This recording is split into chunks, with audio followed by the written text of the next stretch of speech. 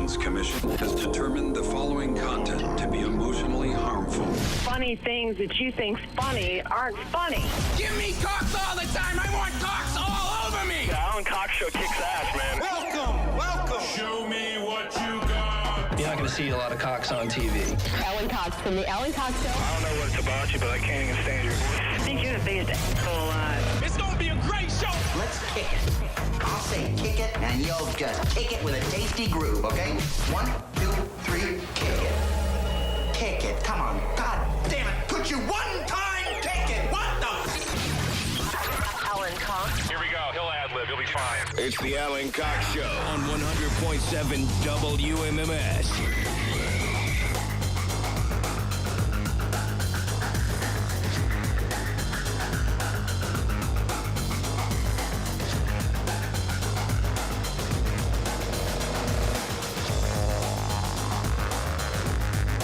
Hey, what's going on, gang? Good afternoon. Hi there. Greetings. Welcome, welcome. Thank you for showing up live on a Monday. It's Monday, yeah, Monday. My name is Alan Cox. Thanks for being here. Say hi to Bill Squire. Hey, creepy hugs. Right over there. Mary Santora is out. Poundcake's back in Studio G. Afternoon, white people. If you would like to join us, even though my phones keep crashing, your phones are okay back there, Cody? As far as I know, so if someone's trying to call, I'm not seeing anything. So Okay. Well, as long as you see it, I guess. Someone call, and then I can find out. Yeah, I mean, it's fine. It's just my screen keeps crashing. Hey, but please, use our telephone numbers in the order in which I give them to you. Who knows what you'll get otherwise. 216-578-1007 if you want to join us, or 800-348-1007. Like to send a text, I will see those. 35192. AlanCoxShow.com is where you can watch the program live through the magic of the YouTubes. And Archibald Wigwetter is helping out today. Thank you, Archie. In the video department. Oh, you're on a shortened name basis with him. Yeah. Archie Wigwetter. Yeah. All right.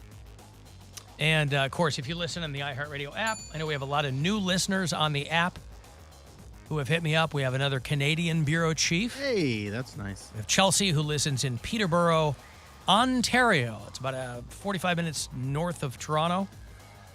Alex listens in Houston and blah, blah, blah.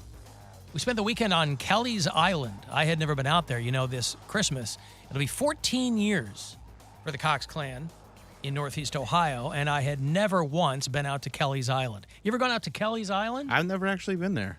Not one person could answer me why there wasn't an apostrophe in Kelleys, but okay. We'd never gone out there, and we figured, well, we should go, you know. It was a weird summer, and we hadn't really gone anywhere, the three of us. Like, Gwen and I went to Vegas in July and that, but we're like, oh, we should go over there. You take your car on the ferry, and and we had never been over there before. What a delight! What a gem! You forget about all these lakefront communities that Ohio has. You know, they call it the Firelands, is what they call it. And if you do any deep dive on the history of the Firelands, it's fascinating. It's amazing. But Kelleys Island, for people who've been out there, oh, it's just so quaint. Now, Put-in Bay, I've never been out there either, but that's a very different experience. As I understand, it's a very different experience. Poundcake's been out there. My wife's been out there for that bash on the bay. But I've been out to Put-in Bay one time. Yeah, I've never been out there. But my experience at Put-in Bay, it should have. You need to go back because you went there when you were a kid, right? I was gonna say we went there just like you did, Family Day, and it was we went up into the monument. My brother farted inside the statue. Oh, that was all Put-in Bay. That was at Put-in Bay.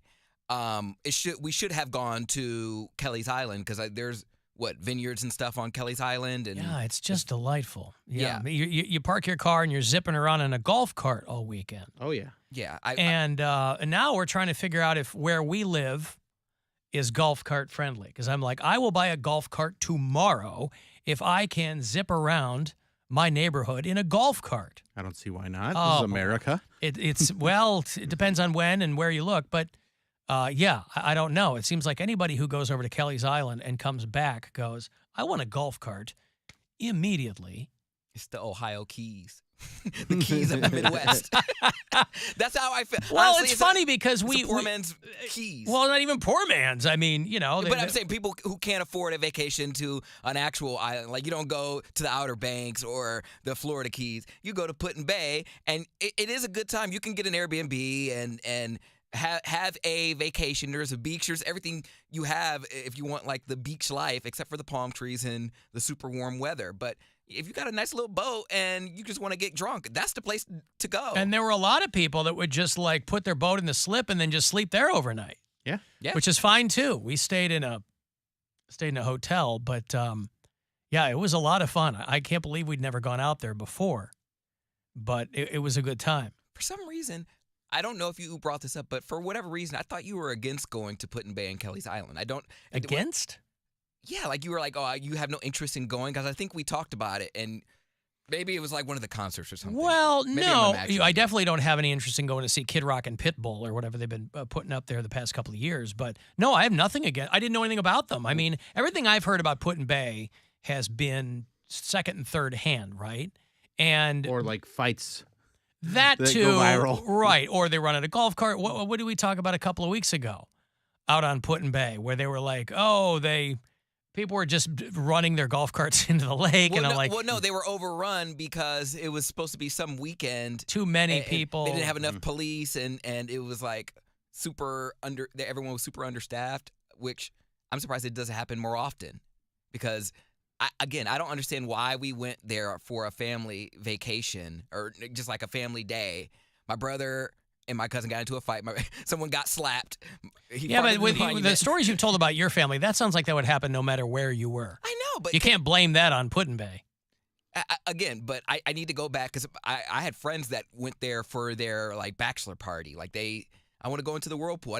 I was underage. I wasn't allowed to drink when I was there. So I feel like I was robbed of my Put-in-Bay experience. Riding the Jet Express over, like, hell, I did that in Cancun to Isla Mujeres. Isla Mujeres. Mm-hmm. Yeah, no, we went out on Friday, and to be fair, a lot of things weren't even like really hopping on Friday. We kind of had to wait till Saturday. But the weather couldn't have been better, and it was awesome. Everybody's Saturday, I guess there was an Ohio State game. Saturday, downtown in Kelleys Island, was just nuts to butts. But, yeah, it was a lot of fun. It was a good time. I wish it hadn't been 14 years since we had gone out there. And then on the way back, I'll tell you what, we decided to take, because our house is only a few blocks from Lake Erie, and so we decided to take Ohio 6 all the way home rather than take the highway. We took basically Lake Road all the way through. And so I drove through these little towns that I was unfamiliar with before. And I know we have people who listen out there and all that. But I'll tell you what, that little town of Vermilion, what a delight. Mm-hmm. Oh, what a cute little town. They have like a little like hippie downtown or whatever, you know, but you still got a Mickey D's out there and you still got your auto zones and all that. But, oh, boy. Now, I assume that in the heat of the summertime, it's just probably bananas in all these places. But for mid-September, couldn't have been nicer. That is my mom's go-to karaoke spot. I think that Quaker Steak up there in Vermilion. That's your mom's go-to karaoke. Is she a frequent karaokeer? Oh, yeah. Like your mom. Okay. Like that is her spot. Like we used to. Now, how far is that from where she lives? Not far. My mom lives in Lorain, or she did live in Lorain. So yeah. One town over, maybe. It's like right there on the lake too. I think it's just a regular Quaker Steak. But what's your mom's go-to song? The reasons that we're. I think that's the Earth, Wind, and Fire song. Okay. Yeah. So it is. It's right on the Vermilion River, that Quaker Steak and Lube up there. And she'll bully us, like when it's time for family day.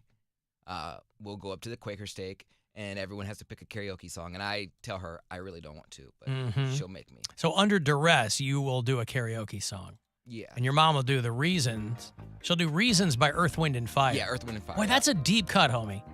I mean, I always feel like now I'm craving your body, right? This is what Poundcake's mom sings at karaoke.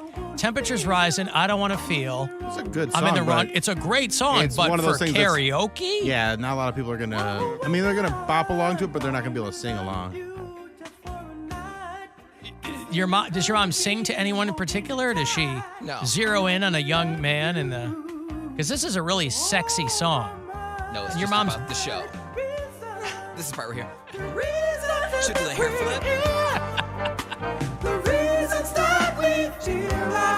She'll get the fingers going, the diva Wow, fingers. really? Your mom. Good for her. All right, well, Earth, Wind, and Fire. Okay, with your mom. That's her go-to. Good to know. Yeah, that's the only thing I know about Vermilion. Well, we drove through and I was like, what a quaint little town. Quaint. All I ever hear about Vermilion is in that car commercial where they hum a lot. Vermilion. That's the one. That's the one. He nailed yeah. it. Boy, I thought he did feel well like with Earth, Wind, and Fire. I feel like I was listening to the actual commercial. Yeah, he killed that commercial too. I got a break here. If you want to get a text in for something, 35192 to do that, AlanCoxShow.com. You can watch, and we'll be back. It's the Alan Cox Show. Everywhere on our free iHeartRadio app. Or whatever smart device you have. Just tell it to play the Alan Cox Show on iHeartRadio. Hey, it's Alan for Metro by T-Mobile. You know, the world is full of yada, yada, this and that, contracts and price hikes and hidden fees and surprise charges on just about everything. Well, Metro cuts out all the yada, yada, at least out of your wireless service, so you can focus on cutting the other yada, yada out of your life. So what does that mean? Metro by T-Mobile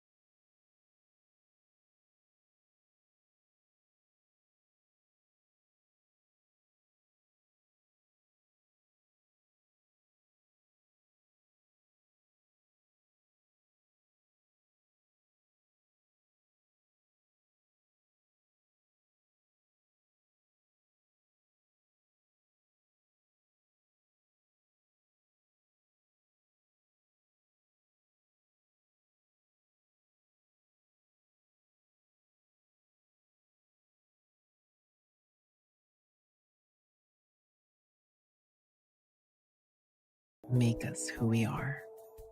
Listen to Crumbs Season 2 on the iHeartRadio app or wherever you get your podcasts. Alan Cox. He's been asked to leave on multiple occasions. Get out! He does that whole, huh? I can't hear you. It's too loud in here thing. 100.7 WMMS. Running an ad there for a podcast called Crumbs. That would have been a great name for the Poundcake podcast in the early days. Just you eating on mic. That would have been awesome. One of my most legendary episodes. Consider that a missed opportunity. Hey, on the brand new Poundcake podcast, he's just sits there. We're going to take a break. We'll be right back. That's right. Yummy.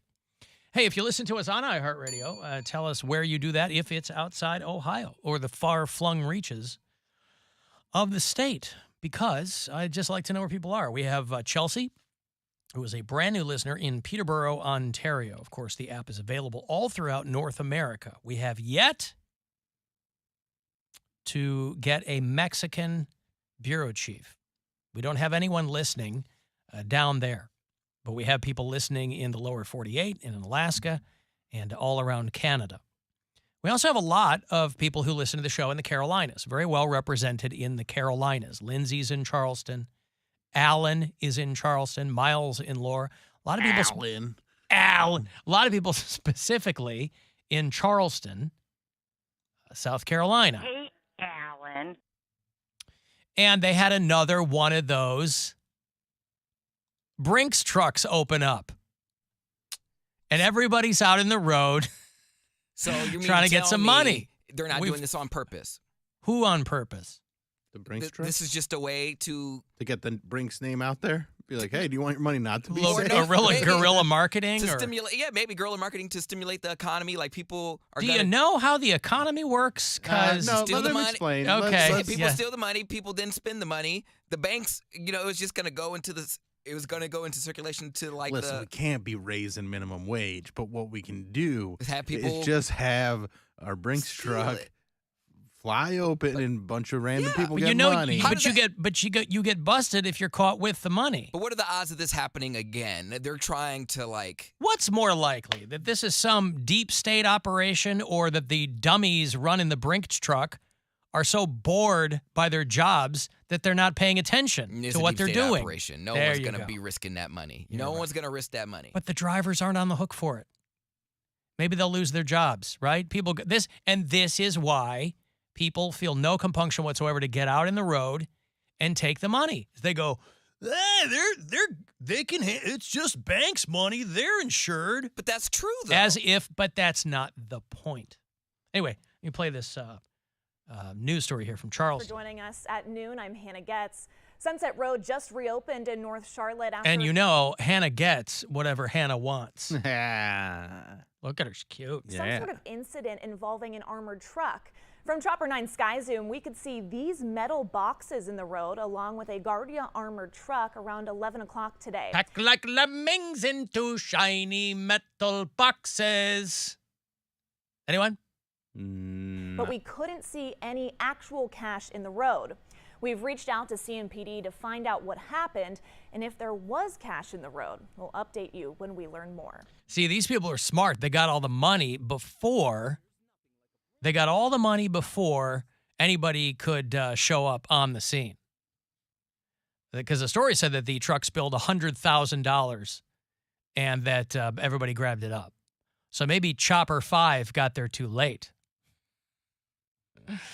But again, we've talked about this before, when these trucks and you go, what are the chances this would happen again? Chances are pretty good because a lot of people just don't care about what they're doing. They're so irretrievably bored by their job that they're like, okay, what? I forgot to. Because how did this happen? Jim forgot to put the lock on the back door of the Brinks truck because the people in the road are like, hey, they're insured. The guys driving the truck, they don't care. Maybe you lose your job, maybe. But you go and get another job driving another Brinks truck. You always blame it on somebody else. It was a faulty lock. Oh, okay. Well, do you feel like you're a target when you drive truck like that? I feel like they're Everybody has this idea that Brinks trucks are like, because people have watched a lot of movies like The Italian Job and things like that. It turns out you just empty it out into the road. You don't even have to create some Robert De Niro, Eddie Norton type situation. You don't even have to plan a heist. Just follow one of these trucks around, and eventually... Negligence is Negligence. One of these dummies is going to leave it open. The money was in an unknown number of bags that fell from the truck. This was 10 They o'clock. should have an inventory on that. That's what I'm saying. No one Unknown. knows. That's Hey, what I'm guys, talking about. you know how many bags you had when you left? Count how many you have now. Subtract the two. That's how many you're missing. An unknown number of bags. This is what I'm talking about. Nobody's at the wheel anymore, literally and figuratively. So police didn't arrest anyone, but maybe it was an inside job. In this case, maybe the driver left the door open, right? Bags happened to fall by the wayside. So it's not like money flying. I don't know. I don't know what it is. But they said they lost $100,000. Ooh. And some of it... $100,000 to a massive bank. Well, I guess if that's how you look at it, you'd be right. To a bank, $100,000 is not a lot of money. At all. But it's also...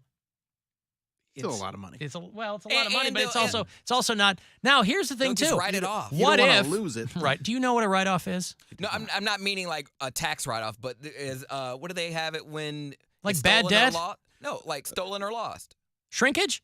Yeah. Yeah, I don't know if banks. They're not a Target that has that lost some Right, it's not like at a toothbrushes. The Subway when you have to throw the stale bread away. Like, oh, it's stale money. Let me whip a scenario on you though. That maybe on your Poundcake is right, and this is a way to stimulate the economy in the area. Not that, but he might accidentally be right. Because think about this. What if, and there would be no way to plan this, but the banks just have our money, right? And they gamble our money. Banks are always investing our money.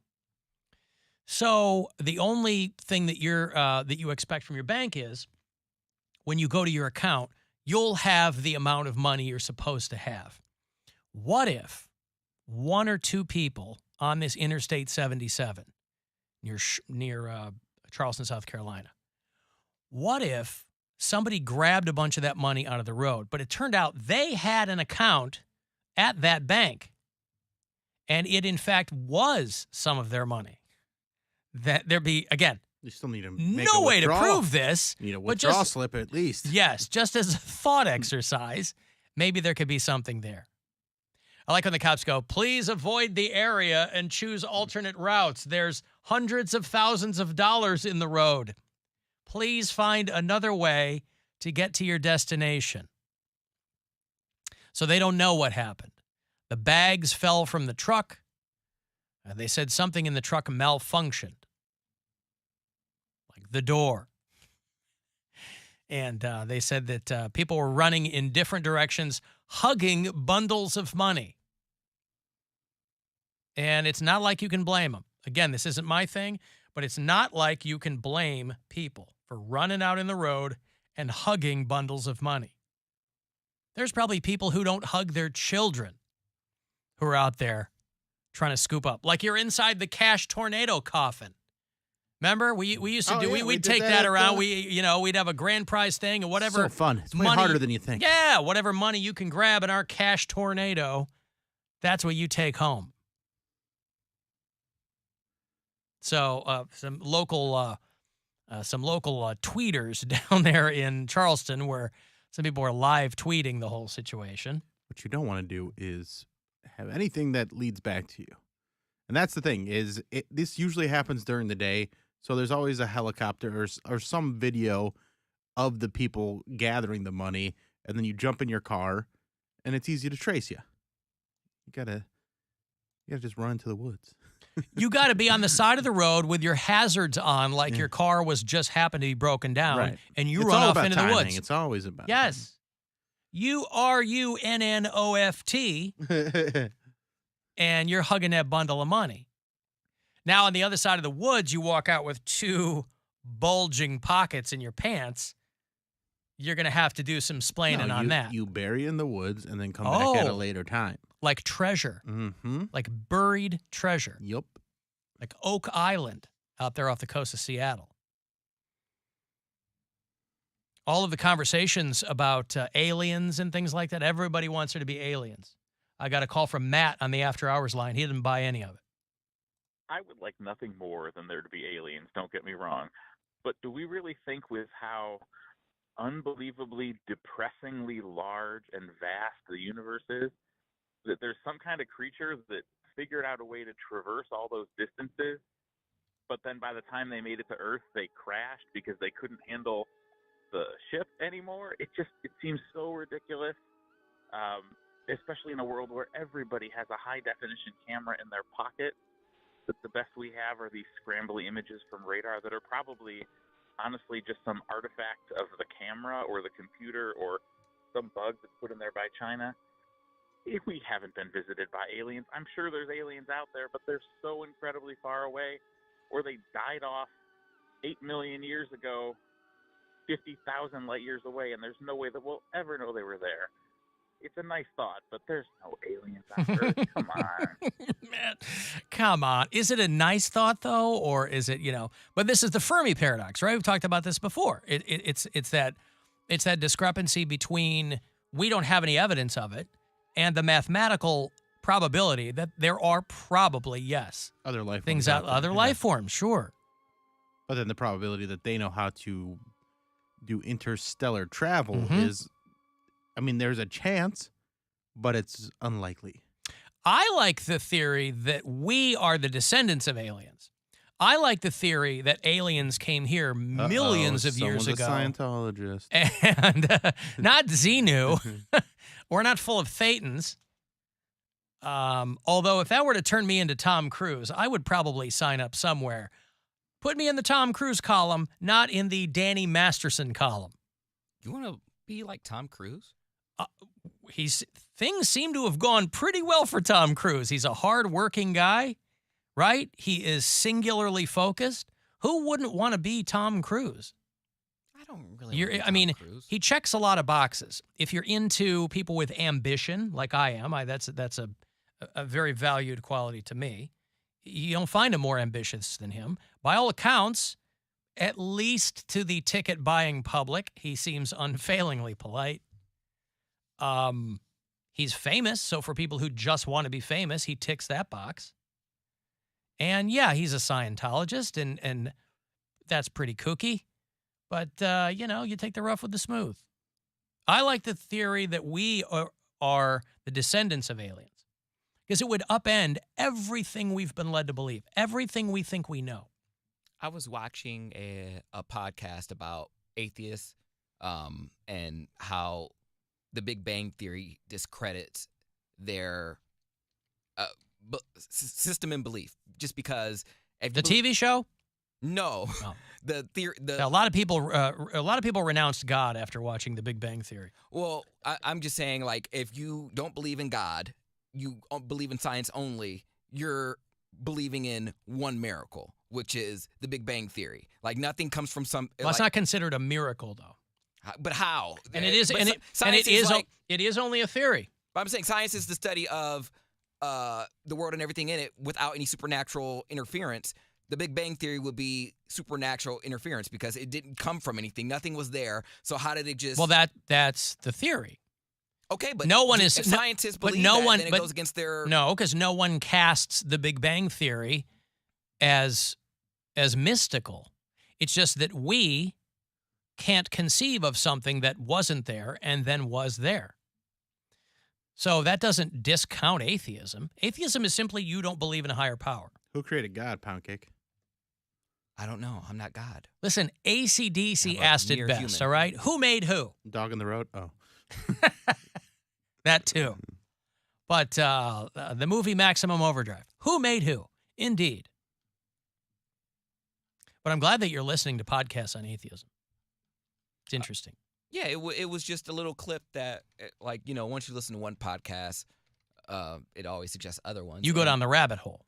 Yeah, because it's interesting, because I'm like, it's hard to believe. My personal belief system is, yes, I was raised Christian, but also I do have some questions about some things in the Christian religion, but it doesn't. How? Everything's explained so well. But also, I don't Two believe, of every animal got on a boat, Poundcake. But I don't believe everything that science puts out either. Like, I always had questions about. Yeah, but science is not about belief. But religion is about belief. Science is about evidence. So if there is no evidence, then those theories are still being tested. There's no belief in science. But I also refuse for people who go, I don't believe it's not about belief. Belief is a matter of faith. That is strictly the domain of religion. Science is not rooted in belief. Science is rooted in evidence. Okay, and that's what I'm saying with like the Big Bang Theory. There is no evidence of that. So who just came up with that? That's someone who couldn't explain a purpose for God and everything. And somebody didn't just make it up. They didn't just go. Someone did literally just make it up. How? Because they have reverse engineered millions of years of scientific data. No, hell, they didn't. You're saying that's not what they did. That's absolutely not what they Jim did. Big Bang just came up and said, "Hey guys, someone was frustrated and couldn't explain how the world got here and Do you think you are defining religion as we have this conversation? People who couldn't define the physical world around them, so they made things up to explain them. So there's a sun god. That's why it comes out and goes away every night. Don't make the gods mad. That's why we're getting so much rain. There are mathematical... Haven't religion been here longer than science? Huh? Hasn't religion been here longer than science? Has religion been here longer than science? Science has existed forever. I'm saying, not necessarily, I mean, the study of it? Well, religion can last forever because it doesn't require evidence, and it can constantly change its story. Now, science changes its story when there's new evidence. Religion can do whatever it wants to do. Okay. God wants this, now he doesn't want this. Pope says this, now he says this is okay. Because it's whatever you say. But science has to be rooted in something. If you read the general theory of relativity, if you read Einstein, if you read physics, fundamentals of physics, those are all of the underpinnings of the Big Bang Theory. Okay. Things that came along. Yeah, I imagine religion predates science, sure. Just like alchemy became... Even the scientists of that age were with religion. Like, they were Christian scientists, and they were like, well, God did this, and they justified it with religion. And I don't think that they are wiser than we are because they lived in that time. They know, like, I feel like they're more in tune. No, they with knew way less than we know. So, back when people thought you had to drill into people's heads to let the bad humors out because you had ghosts in your brain. Like, they knew way less than we know now. But why are older religions looked at as, like, more trustworthy? You know what I mean? Who says that? Well, it's just tradition. You mentioned, like, the Jewish religion. Well, because traditions and stories and oral tradition, and that's a very powerful thing. But I'm saying Judaism has been around since the beginning of recorded time. So is there some, I don't know, is there some truth in their religion? Are they more trustworthy than any other religion? So you're saying that just because... trying to trick us into saying that we don't trust the Jews? Yes, that's exactly what I'm saying, Bill. Nice try. I'm just saying older religions, like... Just because a religion has held on for a long, long time, religion goes to people's emotions. Every time there's some new evidence that disproves something that people already believe or have faith in, it's not like have you noticed that people aren't exactly flipping on religion?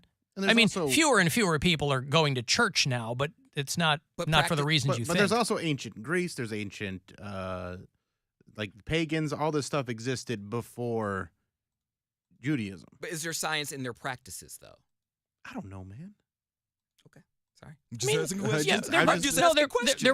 There probably were. I mean, whatever the science of the day was. Yeah. And if you look at paganism or even ancient Egypt and things like that, they understood how the sun and moon worked. So they had some understanding of astronomy. Big Bang Theory just comes from the belief, not the belief. It comes from the calculations born out of the fact that the universe is expanding outward. So it came from a central point.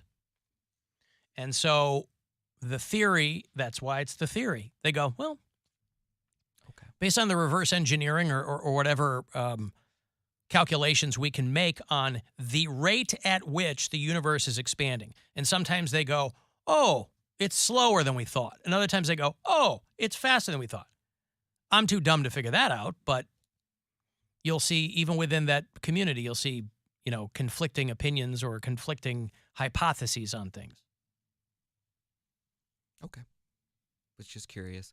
I just remember you were saying there should be no reason for a modern religion such as Scientology, something that was around like in the 50s and 60s or something like that. You said shouldn't be any reason. Well, that was one big grift. I mean, that was just L. Ron Hubbard getting people to do stuff. I mean, that wasn't even, I don't even think L. Ron Hubbard, a lot of modern religions people go, I'm God, listen to me. We don't need you. I'm God, I'm his vessel. I don't think L. Ron Hubbard was doing that. He goes, no. We're the product of aliens. And he's a sci-fi author who started a religion. And he got enough people to go, yeah, that sounds right. So, yeah, who knows? Listen to Neil deGrasse Tyson. I would point you in that direction. Because we collectively are too dumb to know what that stuff's all about. But he's pretty smart in making it dummies understand it, like me. I got a break here. If you want to send a text, 35192, AlanCoxShow.com. You want to watch live. And you can listen on that iHeartRadio app wherever you are. We got stuff. You want stuff. Win stuff.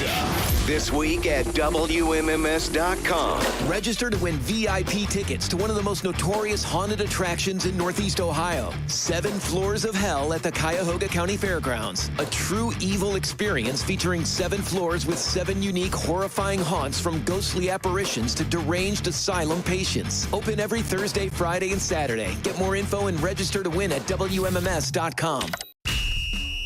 This is Super Bowl champion Alfred Williams. Here's what's trending on the iHeart Sports Network. Presented by NOPEC. NFL Week 2 will conclude tonight. It's a doubleheader. The action starts with Carolina hosting New Orleans. DraftKings line favors the Saints there by 3. Second half of the Twin Bill, it is the Browns looking for their first regular season win in Pittsburgh in 20 years. DraftKings line has Cleveland favored by 2. And Guardians right-hander Tanner Bybee is done for the season after going on the 15-day injured list. He's got a hip injury that happened today. I'm Scott Davidson. Electric bills skyrocketing? You can opt into NOPEC at any time for rates as low as 6.45 cents per kilowatt hour. It only takes one phone call to NOPEC's Customer Care Center at 888-851-0459. That's 888-851-0459. Your afternoon drive is brought to you by the Ken Ganley Auto Group, Ohio's #1 automotive retailer. Beatles fans, relive the magic of the legendary Apple Corps rooftop concert, which ended up being the band's final live performance. Plus, get an inside look at the Beatles' creative process and how they composed and recorded many of their most popular songs from scratch. It's all part of the Rock and Roll Hall of Fame's Beatle exhibit. Get back to Let It Be. Experience the Beatles like never before. Go to rockhall.com today to plan your visit. That's rockhall.com and relive the magic.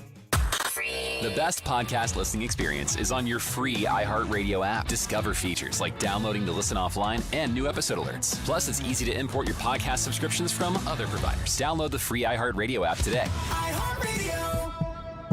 Lisa 2023 Tacoma Double Cab 4x4 V6. $289 per month for 36 months at Classic Toyota in Menor.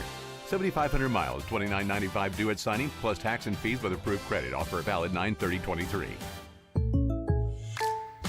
Welcome to What If, the show where I, Jake from State Farm, answer your insurance what ifs. We've got a call from Millie. What's up? Hi, Jake. What if, hypothetically, a moose gets mad at my car and rams into my windshield? Hypothetically. Oh, just file a claim on the app. At State Farm, we're there for your what ifs. Great, but what if the moose eats my phone, hypothetically? Like a good neighbor, State Farm is there. Call or go to statefarm.com for a quote today. Make every day a getaway at Classic Chevrolet in Menor. Hey there, it's Charlie reminding you to shop Classic Chevrolet's high-quality inventory and special incentives like this great offer. Right now, you can lease a 2024 Chevy Equinox LS for just $299 per month. Shop in person on Route 615 in Menor, or you can view their new and certified pre-owned inventory online at driveclassicchevy.com. Chevrolet, find new roads. 36-month lease, 10,000 miles per year, $1,999 cash down plus taxes and fees. Offer ends 9/30/23. It is Ryan here reminding you to check out the insane, amazing wireless offer out right now from Boost Infinite. To learn all about it, just pick up your phone, dial pound 250 and say Boost Infinite. That's pound 250 and Boost Infinite. At Grainger, we're for the ones who pay attention to every little detail. The ones who fuss, tinker, and sweat the small stuff. Because you know the tiniest thing can make the biggest difference when it comes to keeping business moving. We get it. We're the same way, offering access to product experts to help you quickly and easily find what you need. So whatever your industry, you know you're always getting professional-grade products. Call, click Grainger.com, or just stop by. Grainger, for the ones who get it done. Kia of Streetsboro.com. Get unbeatable September deals on a new Kia at Kia of Streetsboro. Like rates as low as 2.9%. Elevate your drive and shift into fall with confidence and comfort. Kia of Streetsboro has the sleek new Kia Forte or roomy Kia Seltos and Niro. All priced to sell today. Upgrade your ride and get out of your current lease. We buy all leases, no matter what the manufacturer. Shop Kia of Streetsboro online at KiaofStreetsboro.com. That's KiaofStreetsboro.com. Kia of Streetsboro.com. Residency restrictions may apply. See dealer for additional details. To those supporting recovery throughout our communities, thank you. We celebrate your hard work and commitment to bringing help and hope to Ohioans. This week of appreciation is brought to you by the Ohio Association of County Behavioral Health Authorities and the Ohio Department of Mental Health and Addiction Services. Brr, getting chilly. Time to tune up that furnace. Mother Nature? Now hold on. Whoa, there's two of you? Keep that AC running and get ready for an Indian. Don't go there. Fine. Guardian summer. Come on, the leaves are changing. Ohio weather. What can I say? Come on, ladies. Let's come up with a solution. Don't get stuck between seasons. Call Mitchell's for your $190 AC and furnace tune-up today and be ready for whatever Mother Nature throws your way. Today is the day. After countless hours of research, cutting back expenses, and 9 months of anxiously waiting for her, today is the day you finally bring home your new car. It's also the day to protect her with an auto policy from Shelter Insurance. Our policies are competitively priced and include new car replacement coverage if anything were to happen to your new baby. To find an agent near you, visit shelterinsurance.com. We're your shield. We're your shelter. Hey, it's Alan for Metro by T-Mobile. You know, the world is full of yada, yada, this and that, contracts and price hikes and hidden fees and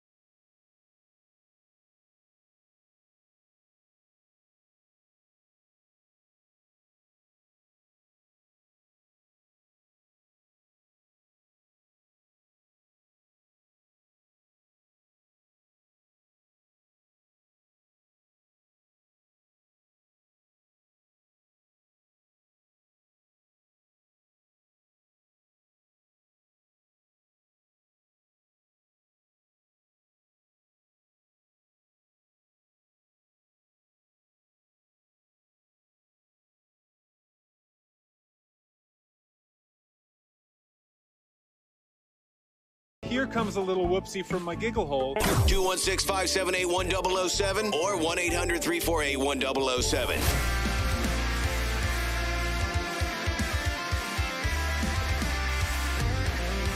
35192. Want to send a text? AlanCoxShow.com. You can watch live. It's rare that the Guardians will start a series in the afternoon, but that's what they're doing now. First of 3 against the Royals. In KC, it's 2-0 Guardians. On the top of the third. People paying attention. Hey, Gaylord, what's going on? Well, hello, Mr. Cox. How are you, hello, Mr. Squire. Hello. And hello to Miss Santora, wherever she may be. And, of course, my friend, Mr. Brown. But you guys were all discussing religion and that, and I know it's a heated controversy.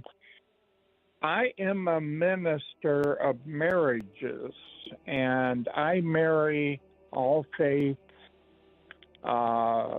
even individuals that may not be able to be married in conventional churches and that, because, you know, everybody is loved in one way or another. So, Gaylord, is this one of those things that you print up off the internet, or what is a minister of marriages? I am actually ordained with churches. Like the Unitarian Church, or you printed this up off like the Ohio Secretary of State website? Well, that's part of it, Yep. but I also went beyond that. Gotcha. And Protestant. Are you asking for a donation? But no, I have kind of gone my own way in regards to religion, and I just want people to be happy. I'm an old man, and I want younger people, older people to be happy and live life the best way possible. How old are you going to be this November, Gaylord? I am going to be 69. Nice. Oh, you set it up and I'll spike it. Okay, well, listen, I'm with you, Gaylord. I think you're on the right track there, right? I mean, what you're talking about is irrespective of religion. Yes, and I wanted to say I miss talking to you guys. I had a major issue at my house, a major water pipe in my ceiling of my front room burst. Oh, and no, because of those storms that came through. No, it was from the bathroom up above, and it just kind of washed me and my wife away. No. And then they told me we had to leave because they thought there was mold and yada, yada, yada. Oh, my goodness. We came back and we're trying to get things back together, but I did not get the opportunity to call you all. No. Like I said before, you're like my family, and I miss you. I miss you too. You got bigger issues to deal with than keeping in touch with us, so don't sweat it. Well, you're my family. I've adopted you all. Oh, all right. Well, I'm 52, but I'll take the whatever inheritance is coming my way. That's right. I love you all, and I want to go see Mr. Squire in somewhere around here. So in the somewhere around here, he'll probably be performing in the somewhere around here. I don't got anything out that way, but I do have a big show coming up, Gaylord. I'm doing a comedy special at the Agora. Just announced it today, and that's December 22nd. Oh. So could you make it out to the Agora in Cleveland in December? I would love to, and somehow I would love to meet you in person. I'll be doing a meet and greet after the show. Thank you. Now that's MEAT, Gaylord, so bring a brisket. Mm-hmm. A brisket? Yes. Okay, thank you. There's Gaylord out in Wellington. Yeah, pre-sale starts Wednesday. Man of the cloth. 10 a.m. Hey, Tibbs. Alan, what's up, buddy? Do I call you Mr. Tibbs? You can call me whatever your little heart desires. All right. What's going on? Well, I just heard Gaylord, and I am an ordained minister. It cost me $48 total, and I've had 3 marriages in the last 3 months. So Yeah, listen, I mean, I have friends. I think Bill has officiated weddings. So when I officiated one, I wasn't they were already married, so I wasn't an official officiant. I was just doing the ceremony. It was just for friends this and was family. like the party for the... I mean, it was their wedding. Like, this is where all their friends and family came ceremony, out, and they did the walk, and they were in their stuff. But and I did. It was very fun. Legally, they had already taken care of it. They had already done the marriage part at the courthouse. Now, Tibbs, do you have a pretty good track record so far? None of them have ended in divorce? Well, so far I'm 1 for 4, but like I said, the other 3 are like within the last 3 months. So, I mean, at this point, that's pretty good. Yeah, that's a good run. I'm betting 750. You know what I mean? I can't complain about it. You get through a trimester these days, and you're all right. Okay, thank you, Tibbs. Thanks, buddy. Thanks. Hey, Stripper Scott. Hi, Alan. How are you? What up? So I didn't want to weigh in on the religion versus science part, but I just figured I would. Awesome. I don't want to tell you in a bad way that you might be using a word wrong, but you like to learn things. I do. Please tell me. Word correctly. Okay. Yeah. So it's not just you. It's most people that are not scientists say theory like it's a hunch, like it's a hypothesis is actually more correct. Theory is a very respected term for science. It provides a model with repeatable results, and it's just I forget the difference. Well, yeah, that's kind of you're right. I mean, I certainly wasn't trying to use it the wrong way, but that's kind of what I was trying to explain to Poundcake, that it wasn't just a guy said, I think the Big Bang started, and it's not just a guy making something up. It's not like Poundcake's theories. Right, yeah. Well, some of his have repeatable results, too, as we've seen. So he is in many ways. I consider Poundcake the scientist of the Alan Cox Show. He is the, in many, many ways, he's out there conducting experiments that the rest of us could only dream of, hoping to get repeatable results. If I'm not mistaken, it was, I think, Edwin Hubble that first proposed it, because he was the one that figured out that the universe was expanding. And you mean the telescope guy? Yeah. Before he got into the telescoping business, he was out there. Yeah, before he got, that's right. Uh-huh. But the rate of expansion is increasing, so that's why the thought used to be that it would slow down and eventually would collapse back into itself, and you'd have a big crunch. But now the evidence points to it just being a big rip, where the further into the future, everything would pull apart to where matter itself would just be ripped apart, and that's kind of awesome, but maybe scary, depending on It's a big old rip-off, Scott. Yeah. Everything. Who said? Okay. Hey, thank you, pal. Hey, how's the foot? Take care. It's getting better. I actually just got out of a doctor appointment now. Again, it's filling in the bottom. The nerves that were exposed are covered up because it hurts a lot less. It's just the tissue grows back, and it's still missing tissue, but it's a lot better than it was even just a week or two ago. Bill, you'll remember Stripper Scott had a hole in his foot. I remember. A hole in his foot. You saw it? Yes, he came out to High and Dry on Thursday and showed me pictures. You, Scott, you came out to show Bill your foot. He came out to support, and then he also showed me pictures. Oh, Jesus. And it was definitely a hole in his foot. Who needs that kind of support? It was, he needs support. He needs ankle support. All right, Scott. Heel. Good. Heel. I'm glad that you're feeling better. Heel. Thank you. All right. Heal! Heal! Heal! In the name of Jesus. Wrong again, Alan. Oak Island is not off the coast of Seattle. It is off the coast of Nova Scotia. Admit it, you never will. You're wrong. I was wrong. We were watching that the other night. William Shatner has a show called The Unexplained. You ever watch that show? You admit that you're terrible at geography all the time. I do. I'm terrible at geography. Piece of crap. Yeah, that's the piece of crap guy. I think it is, yeah. you piece of crap. Yeah. And that message is chef's kiss with that dopey Philly accent or whatever he's got. The coast of Seattle to coast of Nova Scotia. You dummy.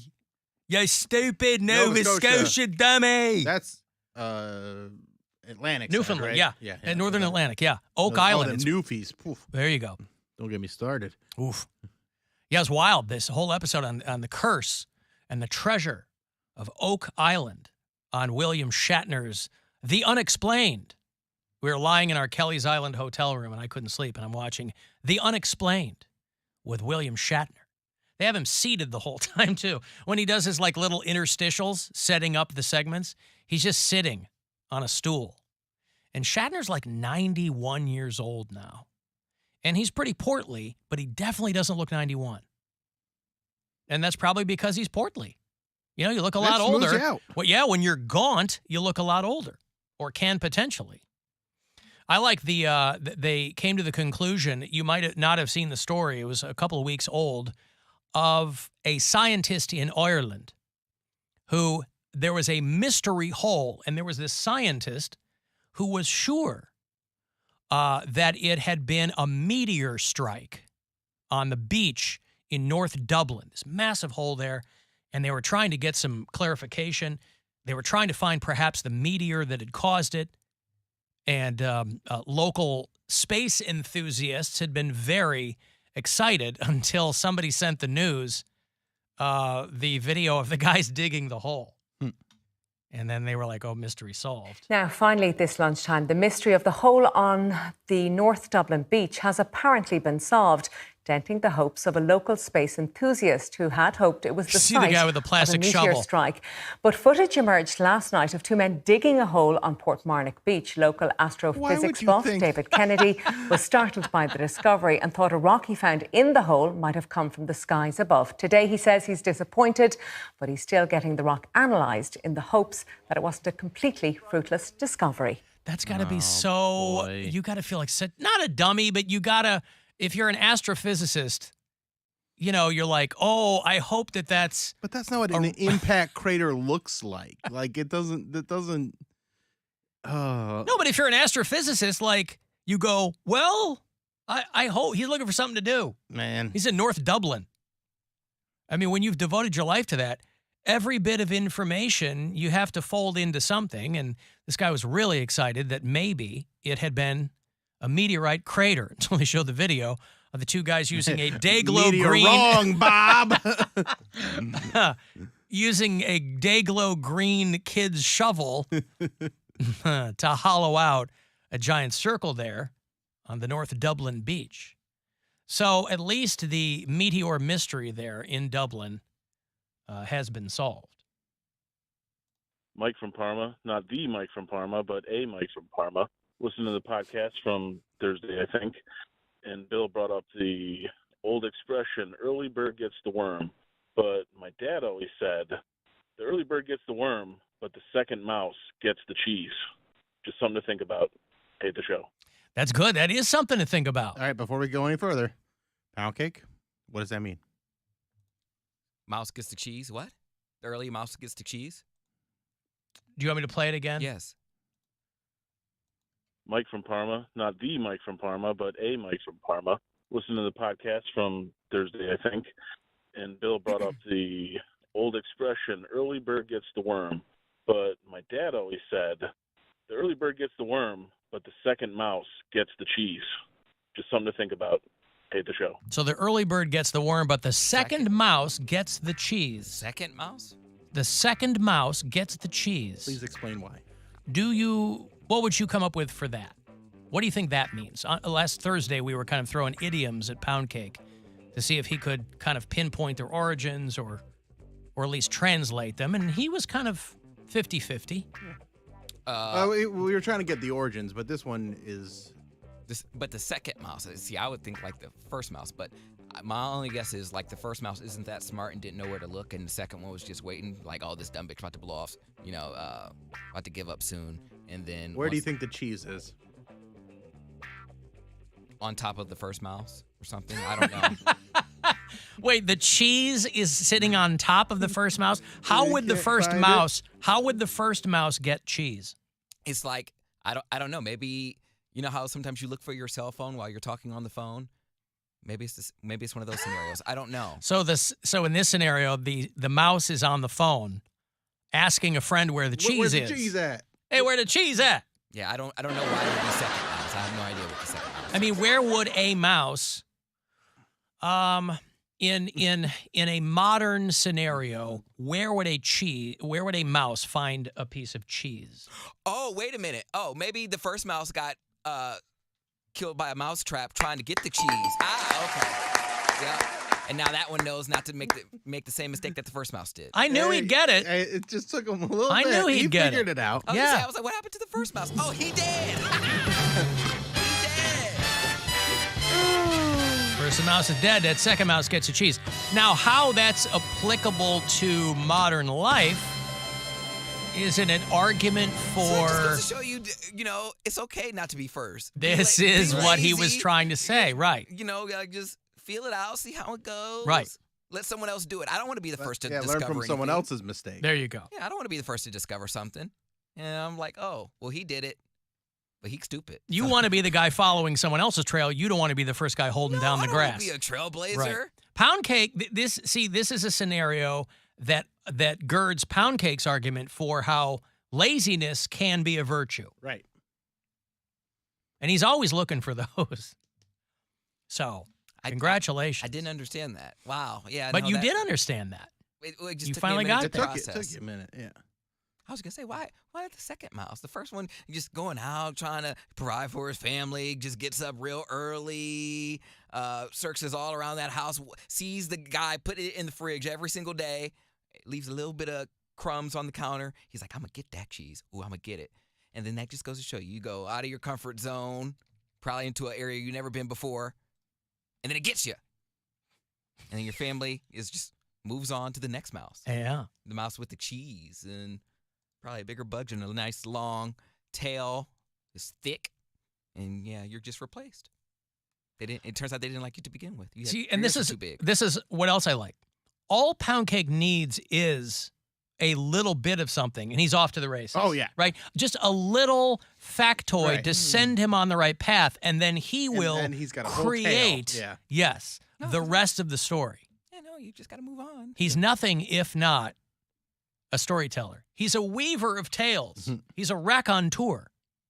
First mouse ain't going to get any deader, and you still wanted that cheese, so might as well just move on, right? Just get the cheese. Yeah. Yes. Go hit up Mickey. He's the one that has a lot of cheese. But no. I mean, you can stop while you're ahead, too. Yeah, you can stop while you're ahead. It's okay. I mean, I'm good. I'm stopping. Yeah, he's all right. I was on a tangent there. My bad. Hey, I have Factory of Terror tickets for you after the break. This is where they manufacture all the terror. What, do you go work there? No. You don't go work there. Oh, it's like a factory tour. You become a customer. Ah. They'll walk you through. You'll see where all the terror is manufactured. 5 full attractions, over a mile in length, unbelievable scenery, jaw-dropping special effects, terrifying actors.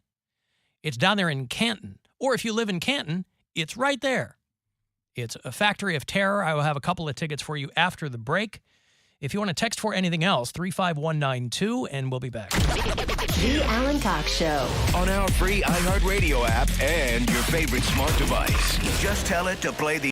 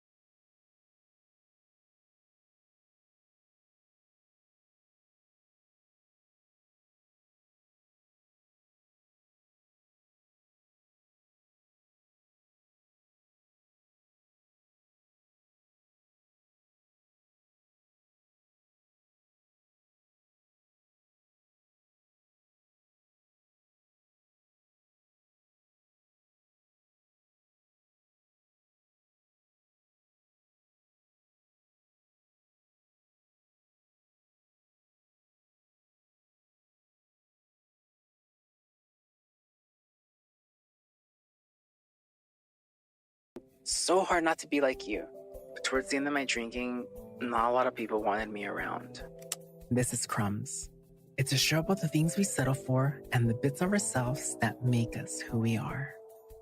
Listen to Crumbs Season 2 on the iHeartRadio app or wherever you get your podcasts. Now it's time to give stuff away. Now it's time to give stuff away. It's Halloween time. The Factory of Terror is going to be up and running in Canton. It's 5 full attractions totaling over a mile in length. Unbelievable scenery, jaw-dropping special effects, terrifying actors. You can go to FOTOhio.com. It's going to have all the details for you. If you want to buy tickets there, you can do it too. But I got them for you all week. Pair right now for caller 10. Put you at the Factory of Terror in Canton. Good luck. 216-578-1007 or 800-348-1007. Some people say our country is more divided than ever. But don't ask him. He sucks at math. Alan Cox on 100.7 WMMS.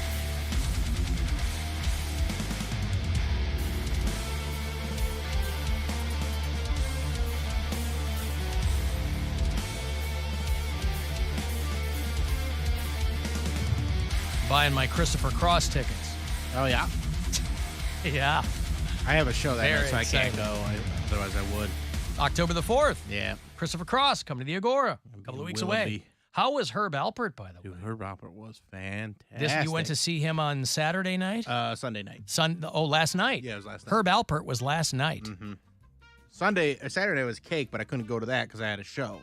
And Yeah, I had I a had lot of people sending me videos and stuff, and it looked like a very good time. I had friends posting video, and I'm like, what band is this? It was just like from, the back row of Jacob's Pavilion or whatever, and then I figured out it was Short Skirt Long Jacket. I was like, oh, they're at Cake. They can't be my friends anymore. What a bummer. But they were having a great time. It looked pretty packed out for Cake. Yeah, it looked real packed out. But Herb Alpert at Playhouse Square. Yeah, Herb Alpert at Playhouse Square with his wife, and it was fantastic. Now, who did you take? I took my friend Sarah. Yep. This is the same girl that came to the Buzzard Fest? Buzzard Fest, that's There the you one. go. The Buzzard Fest. And his wife is his opening act. No, there's no opening act. They just... Oh, I thought she was performing before him. She performs a few songs throughout. Hmm. So, she'll do a few different songs. And a lot of medleys. He tells a lot of stories. It was really great. And for a dude that's 88 years old, yeah, he was with it. He was very good. And it was really touching at times, and he was pretty funny. I got a big laugh. Do they walk out and say, ladies and gentlemen, Herb Alpert? Or does he just walk out? There's a big video that plays beforehand, and then his band goes out and they start playing, and then him and his wife walk out together. So is the Tijuana Brass a bunch of young dudes now? The Tijuana Brass is probably mostly dead. He doesn't call them the Tijuana Brass. Does he call them the Tijuana Brats because they're so young? Yeah, he just calls... I mean, they're still not that young, but... compared to him. Yeah. They're really accomplished musicians, and it's got some improvisational aspects to it, and it was one of the funner concerts I've ever been to. And there were more young people there than I thought there would be.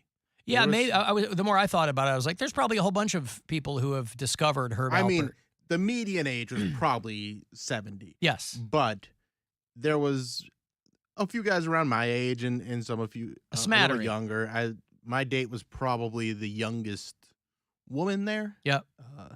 But we had a great time. We had a couple cocktails before, and then we went and enjoyed Herb Alpert. Was it sold out? Yeah, it was sold out. Wow. And he was very grateful.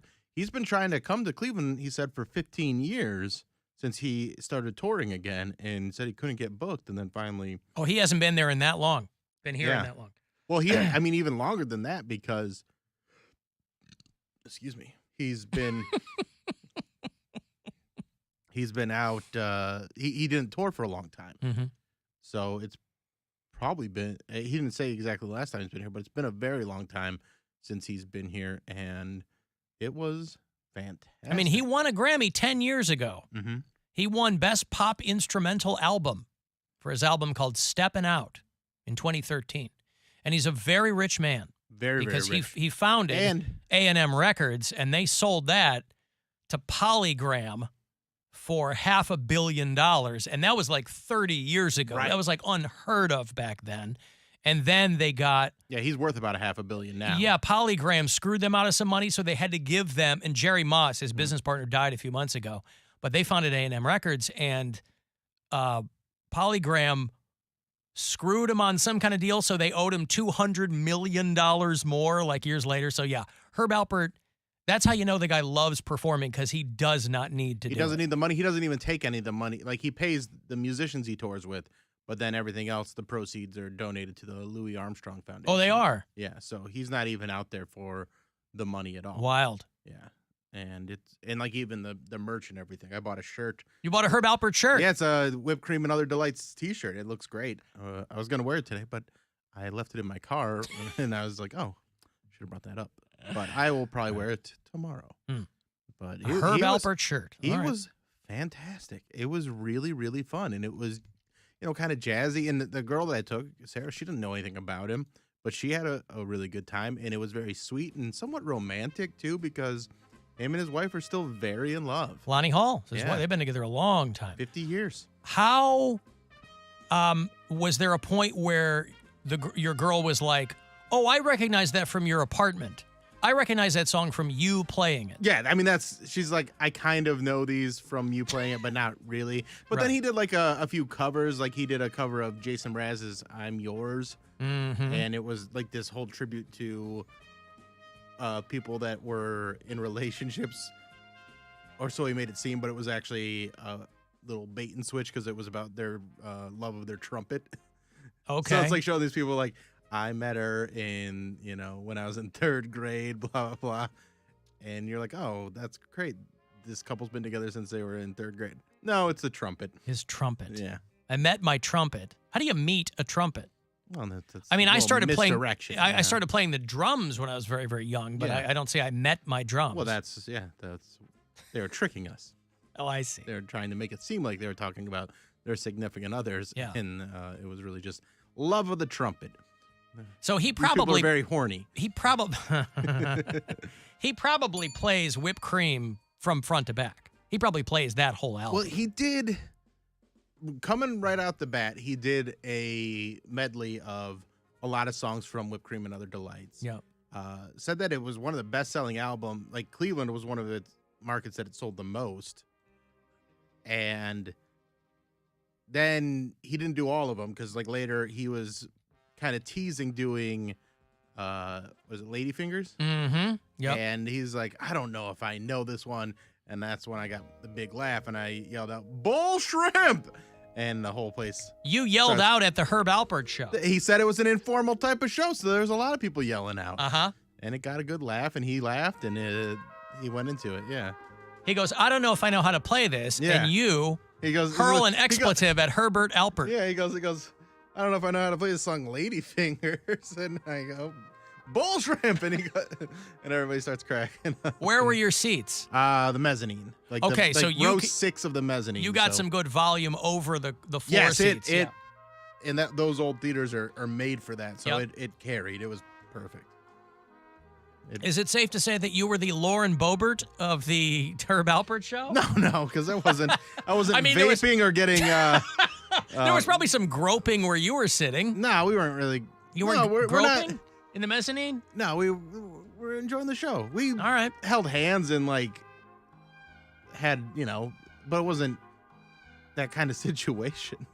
Well, I wouldn't think that a live production of Beetlejuice would be either, but Lauren Boebert apparently was I'm not Lauren grinding up Boebert. on her Yeah, friend. yeah. And...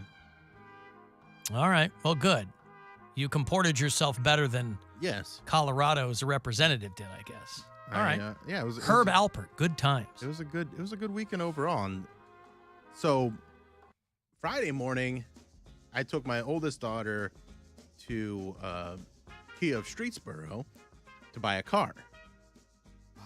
And they were great and took care of us and everything went really well there. So thank you to Gus and Steve and Vince down there. And then later that night, my other daughter's car got hit by a drunk driver and destroyed. Really? Yeah. Is she okay? She's okay. She wasn't in it. It was parked on the street, and some girl going down the street sideswiped her car and totaled it. Mary's not in town, right? No. And she's okay. And she's sober, too. And she's sober. Yes, this was a drunk driver that... Did the girl that hit the car, is she okay? She's okay. She got out of the car, didn't even realize what she did, and then was, like, knocked on the door of my daughter's house and was, like, asking for this dude, and my daughter's like, yo, you just hit my car. And then cops got there and so it wasn't a matter of her, her, like, going beyond leaving a note. She was looking for a dude? She thought she was at the guy's location house. she was going to, yeah. Oh, man. Yeah, she was really out of it. So she played herself. Mm-hmm. So, and that really bums my daughter out because that was the car that she got, like, it had a lot of sentimental value because it's her aunt's that passed away a few years ago. Mm-hmm. And so that was the car that she's been driving for a few years, and now it's got to get, you know. Is that a smallish car? It's like a Ford Escape, I think. Oh, like a little SUV thing? Yeah. Yeah, okay. Wow, she must have really hit it then Yeah, to destroy that yeah. car. What was the other girl driving?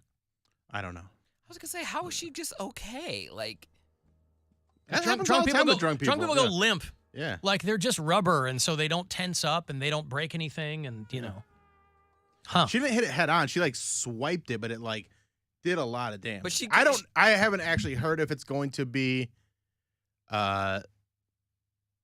totaled or whatever, out, but yeah. like from what I was told, it's going to be totaled. Then you just, she kept driving, put it in park, and like, oh, let me just go knock on the door, see if Steve's here. Yeah, basically.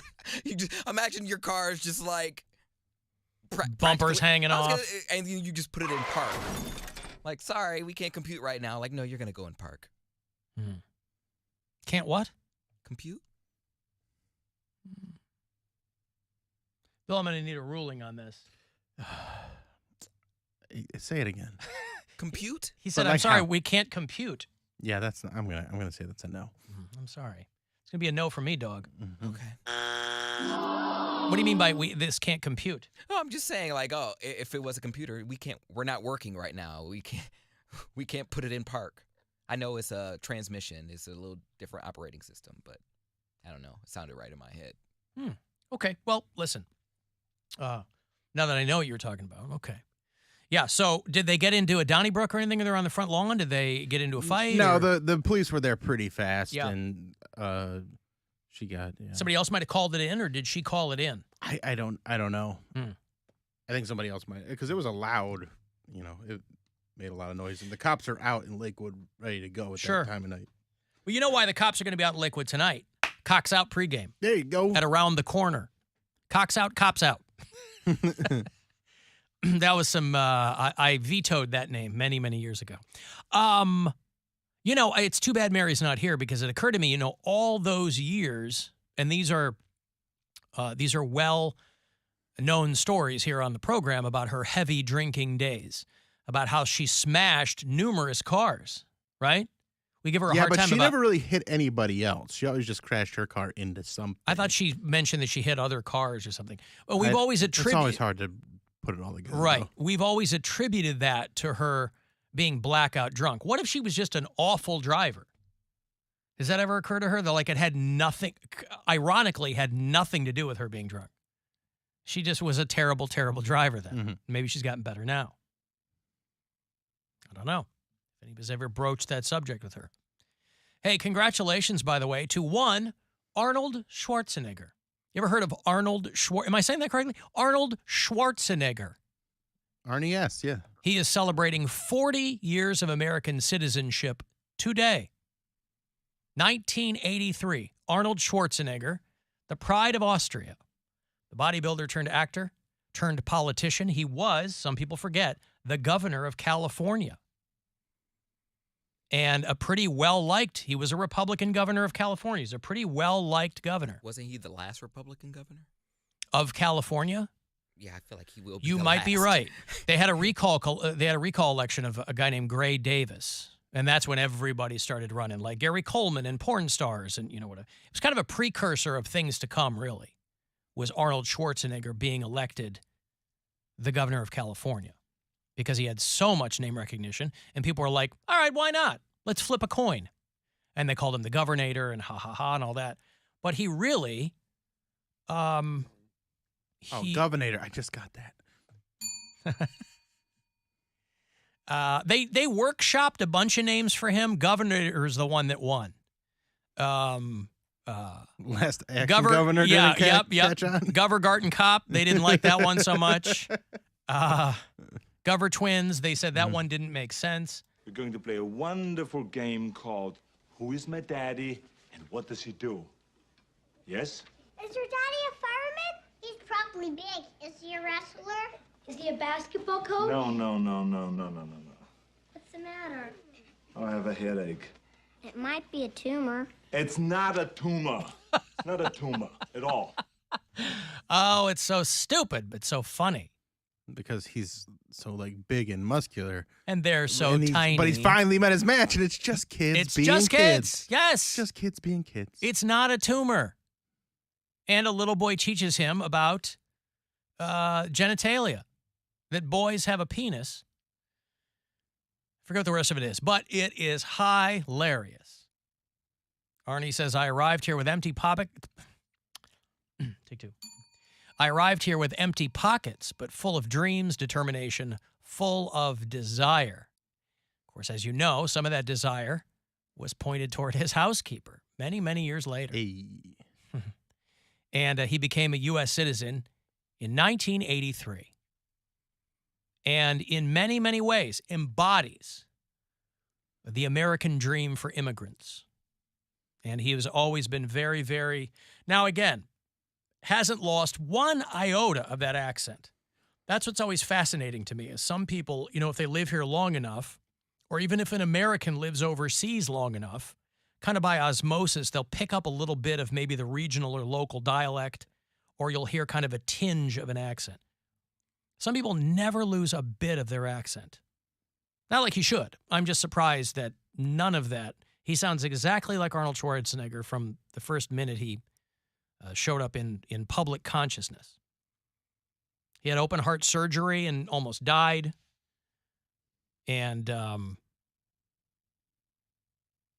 he said that his doctor told him that the procedure had not gone as planned. And he was worried that his time was short. But it's got to be tough, too, to be a guy like Schwarzenegger and get older. It's got to be weird to age when you were like the epitome of masculinity and you know, the specimen of what a human could achieve and blah, blah, blah. And he's 76 years old now, so he's been a U.S. citizen for, let's see, the 40th anniversary is today. He is 76 years old, so 76. Let's see, how long has he been?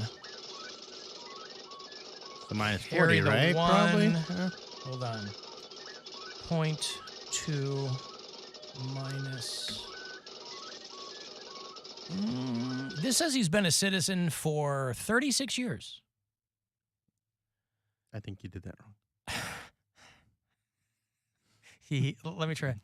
He's 76, and today is the 40th anniversary of his gaining U.S. citizenship. So he's 76, 40 years. Minus, let's see, carry the... Oh, this says 36 years. Unfortunately, the most recent thing I saw from Schwarzenegger is a terrible, terrible show on Netflix called FUBAR. I wanted to like that show so much. Which has inexplicably been renewed for a second season. I'm sure they gave him a 2-season commitment from the jump just to get him to do it, but it is not good. It is not. And I wanted it to be good. Yes. How could it be bad? They found a way. Yeah. Love Arnie, but it is not entertaining. But that's that. So congratulations to Arnold Schwarzenegger, and welcome to America. Only we hailed at the twilight's last gleaming, whose broad stripes and bright stars were so gallantly there, as though rockets were there, and the twilight's last gleaming, and the rockets' red glare were so gallantly there.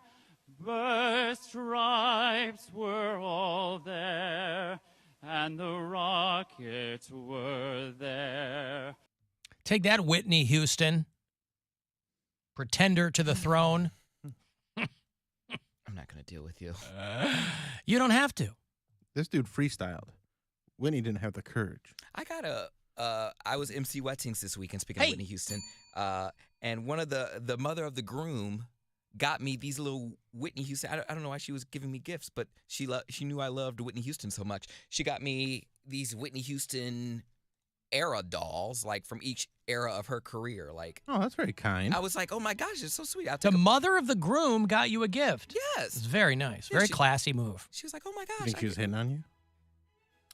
Maybe. Did she think that maybe she could pass for a skeleton-faced white boy? She old? No, she was. You think maybe you wouldn't notice? No, she was very. You think they're gonna stay married? Yeah. They seemed very in love.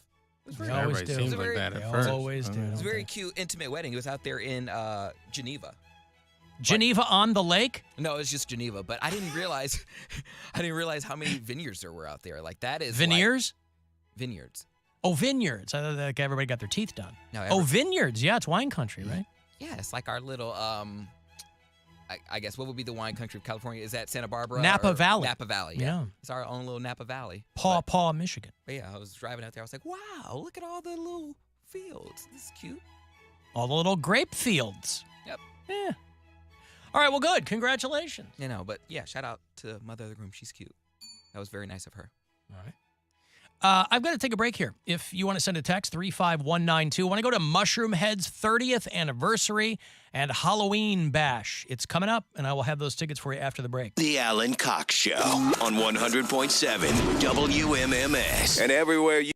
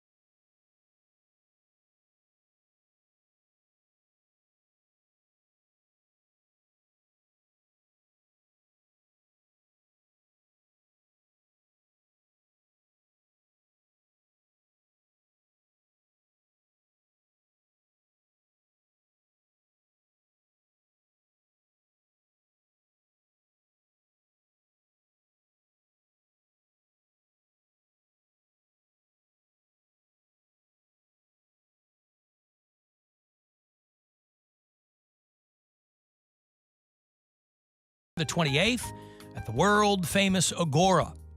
You can go to axs.com. That's going to be your hub there for all the shows coming to the venue. Tickets, info, everything else. Mushroomhead's 30th anniversary and Halloween show. You've probably already got your costume picked out. So a couple of tickets here for caller number 10. Good luck. 216-578-1007 or 800-348-1007. We now return to something barely worth your time. Already in progress. The whole thing is f***ing pointless. The Alan Cox Show. On 100.7 WMMS.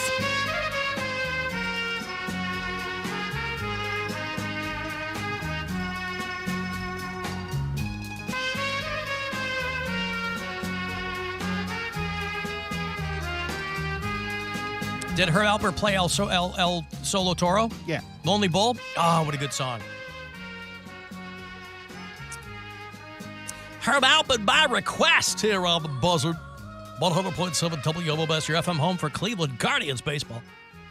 Starting their series against the Royals in Kansas City with an afternooner. Usually that's how they will end up. But the first of three today, 4-2 Guardians. It's the top of the seventh right now. Kansas City Royals, in direct contrast to seasons past, are a terrible baseball team this season. They have only won 48 games all season long. And I got to tell you, when you see a legend like George Brett fall apart before your very eyes like that, it's depressing. It's goddamn depressing to see that happen. Of course, Monday Night Football tonight, Browns are in Pittsburgh to play the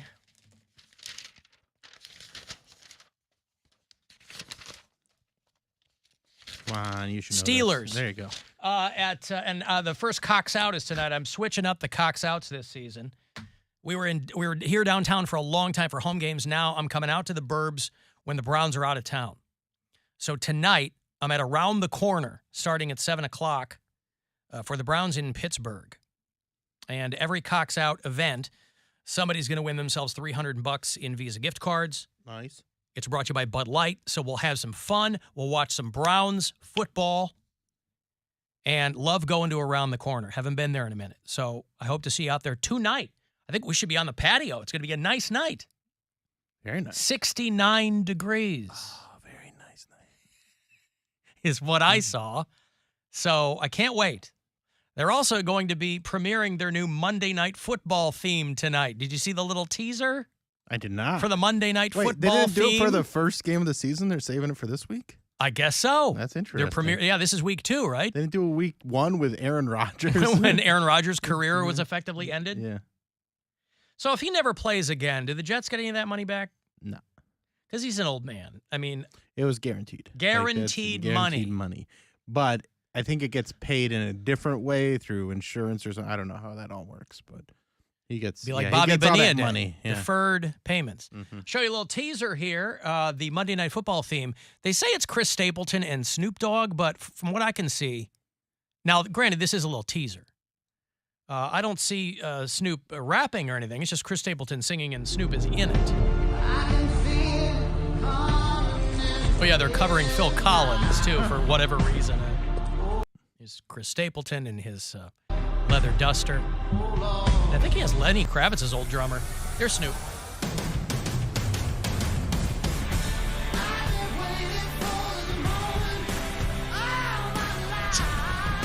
Okay, I'm not super familiar with Chris Stapleton. I like Chris Stapleton a lot. I think he's great, but I didn't know he had, he sounds like Phil Collins. Oh, you think? I think it sounds a lot like Phil Collins. Huh. Well, I would not have heard that, but... Well, just the effect...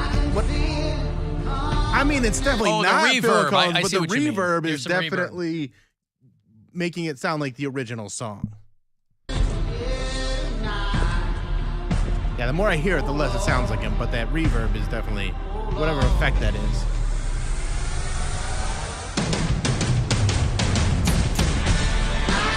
There you go. That sounds good. I like it.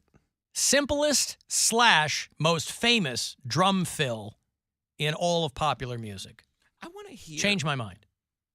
What? I want to hear country artists sing pop songs because there's pop artists that can sing country songs, but they don't have that southern twang.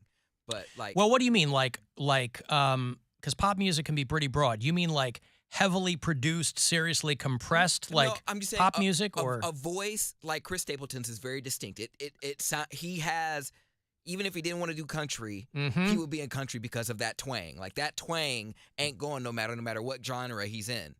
But I want to know what that twang would sound like singing, I don't know, pick up Dua Lipa or a pop song.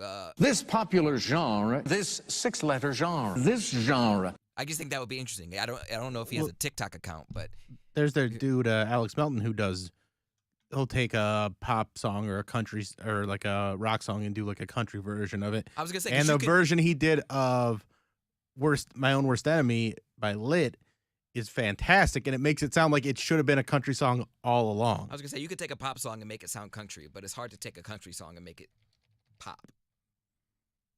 My Own Worst Enemy pop country version from Alex Melton.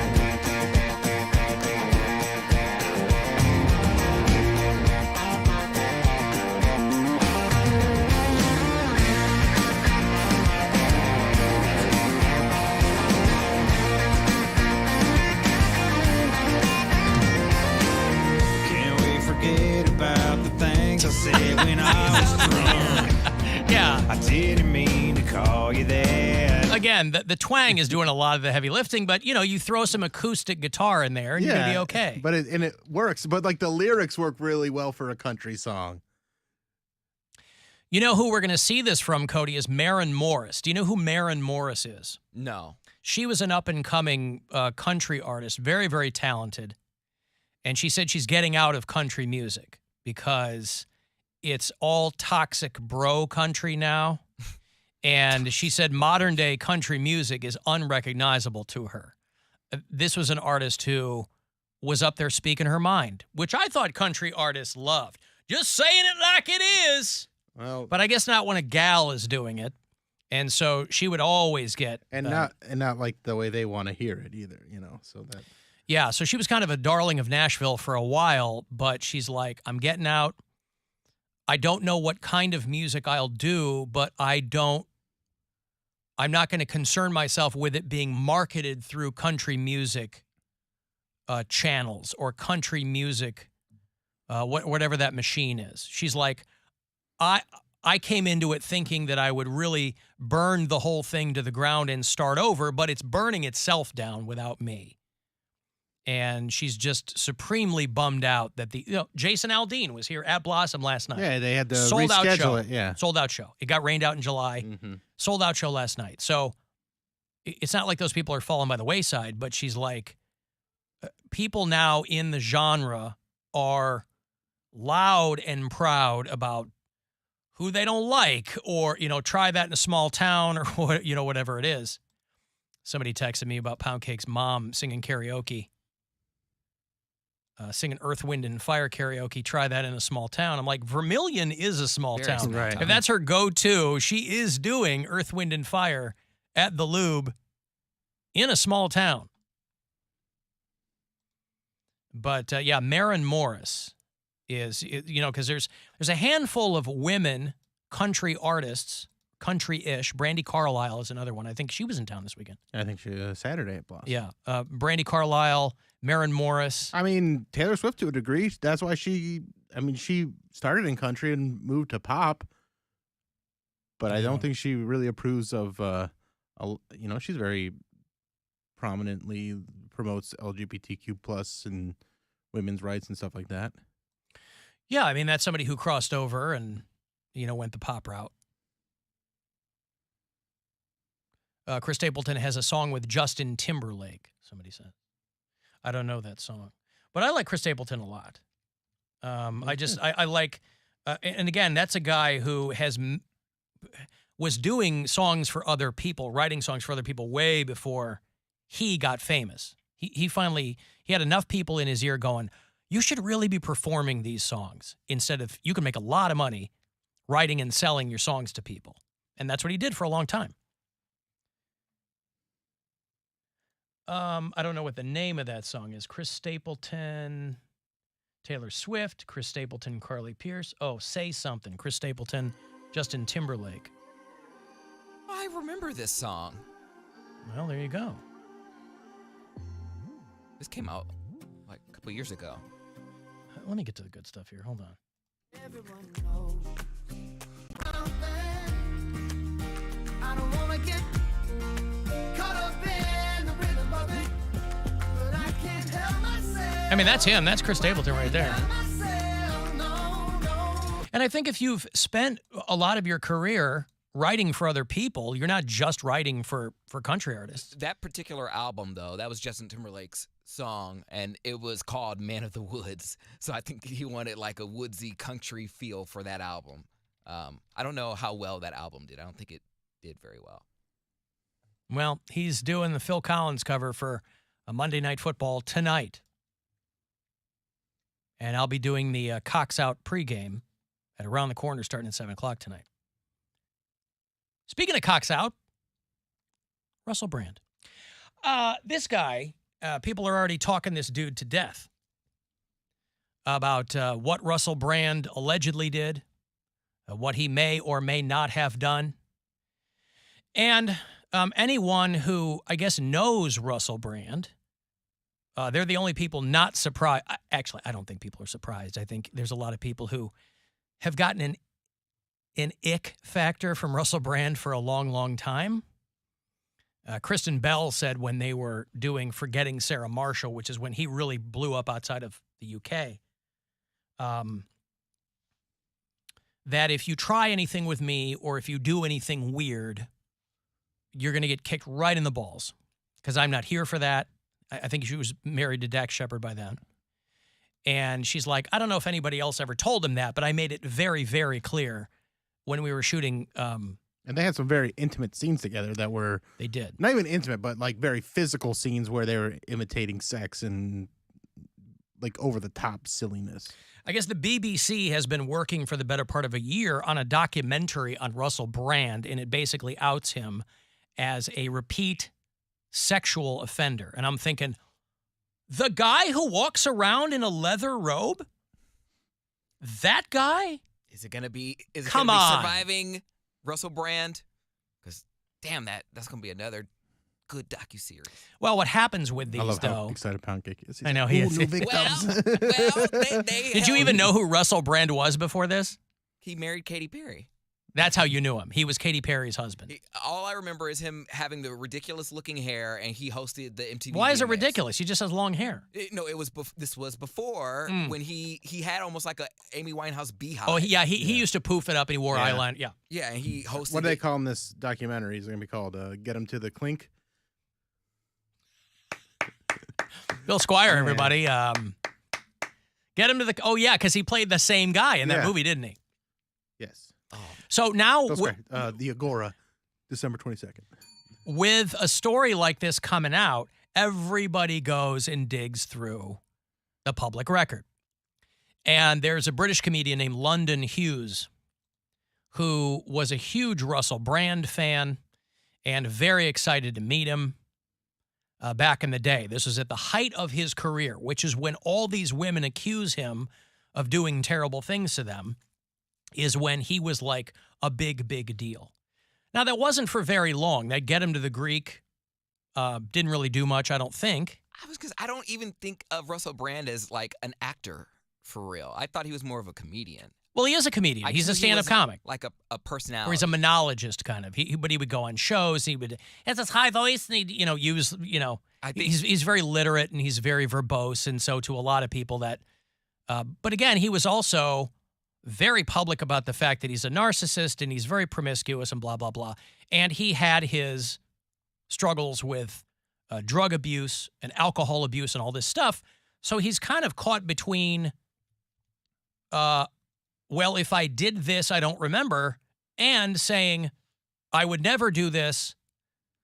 But a lot of women, anyway, this London Hughes, this British comedian, was like, she had tweeted about how she had signed with his talent agency and how excited he was to meet him.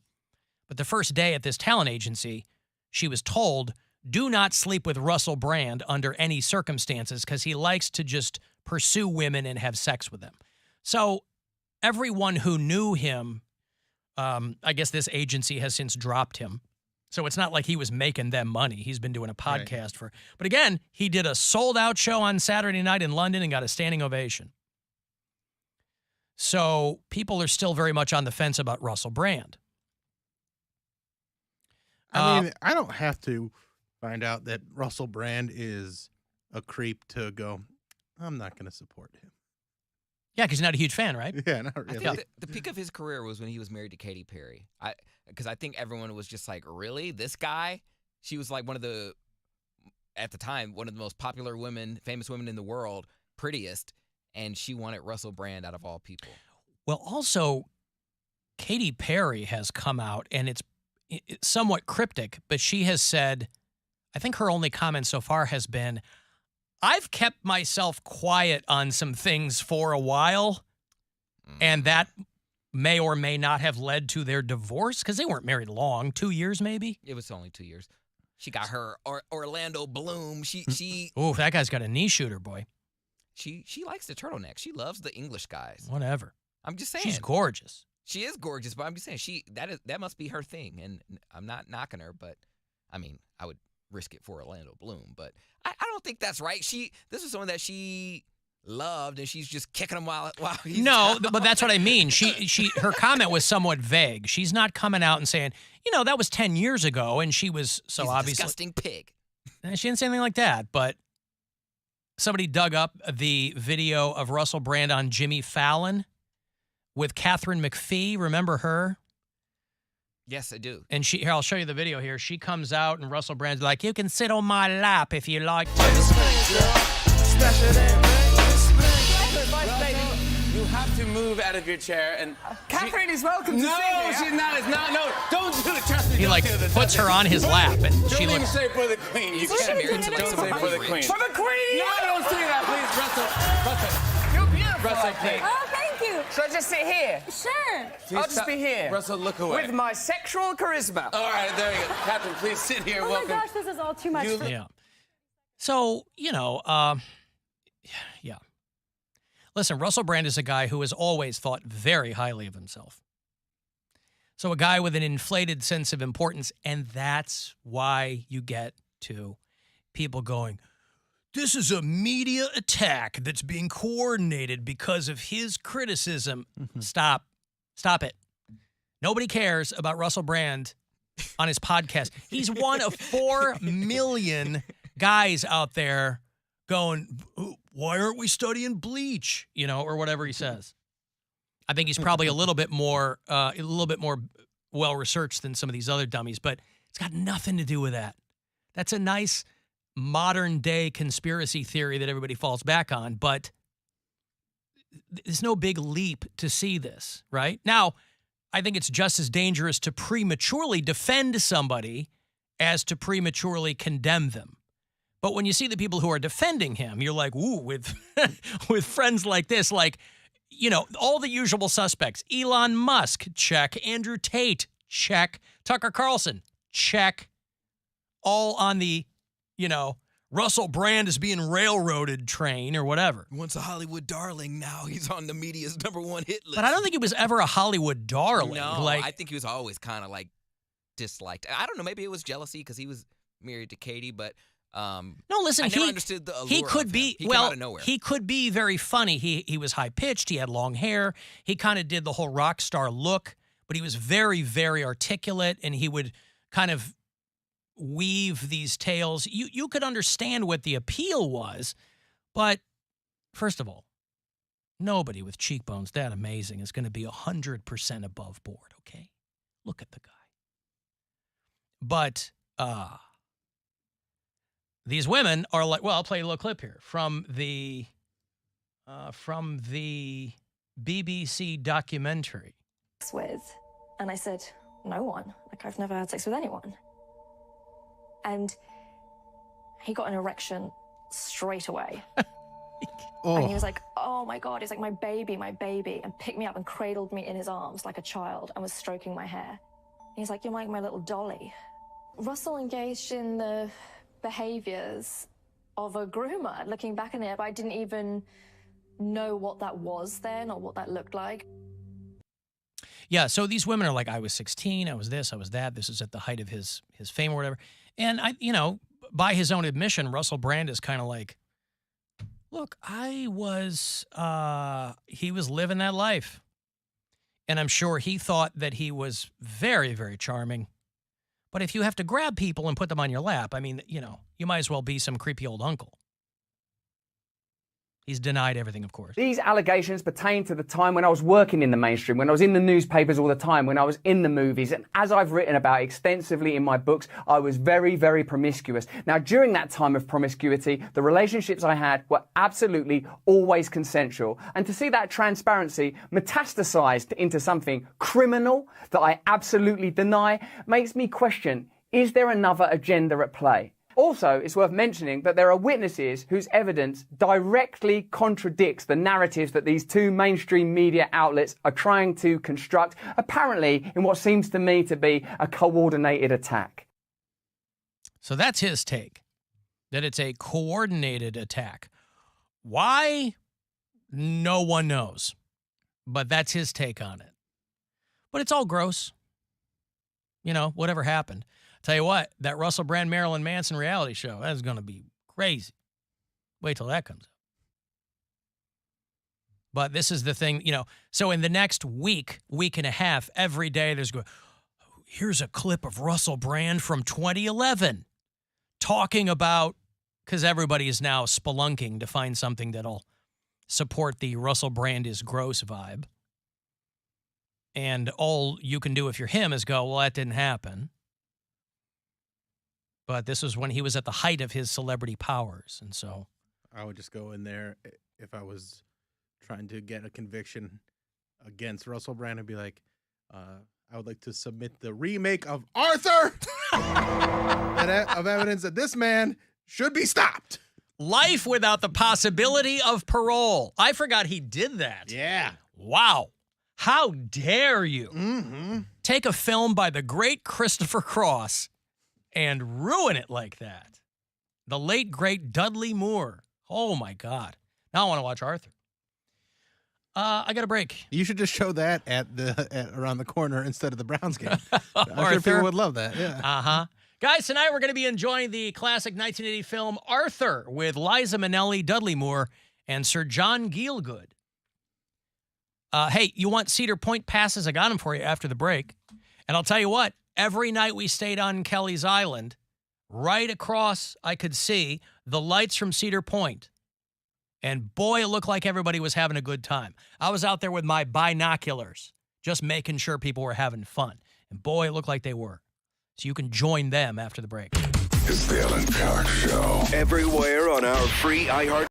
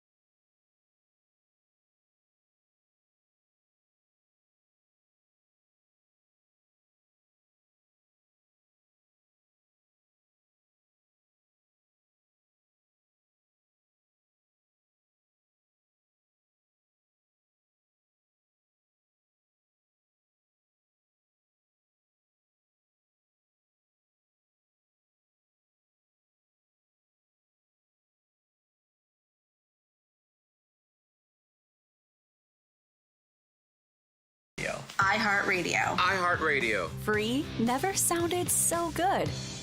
It's time to give some stuff away.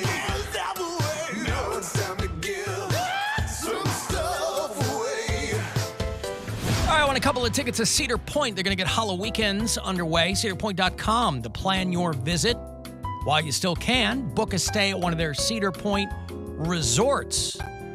We took Lake Road all the way back from Kelleys Island, and so we would come up Cedar Point Drive there, and oh my goodness, what a view. What a time. Cedar Point. I don't know if they still call it America's roller coast, but number one in our hearts. A couple of passes for you to Cedar Point. Good luck, caller 10. Simple enough. 216-578-1007 or 800-348-1007. Studies show that listening to classical music can temporarily raise your IQ. I feel pretty smart. If you're looking for the opposite effect, just stay tuned. The Alan Cox Show. On 100.7 WMMS.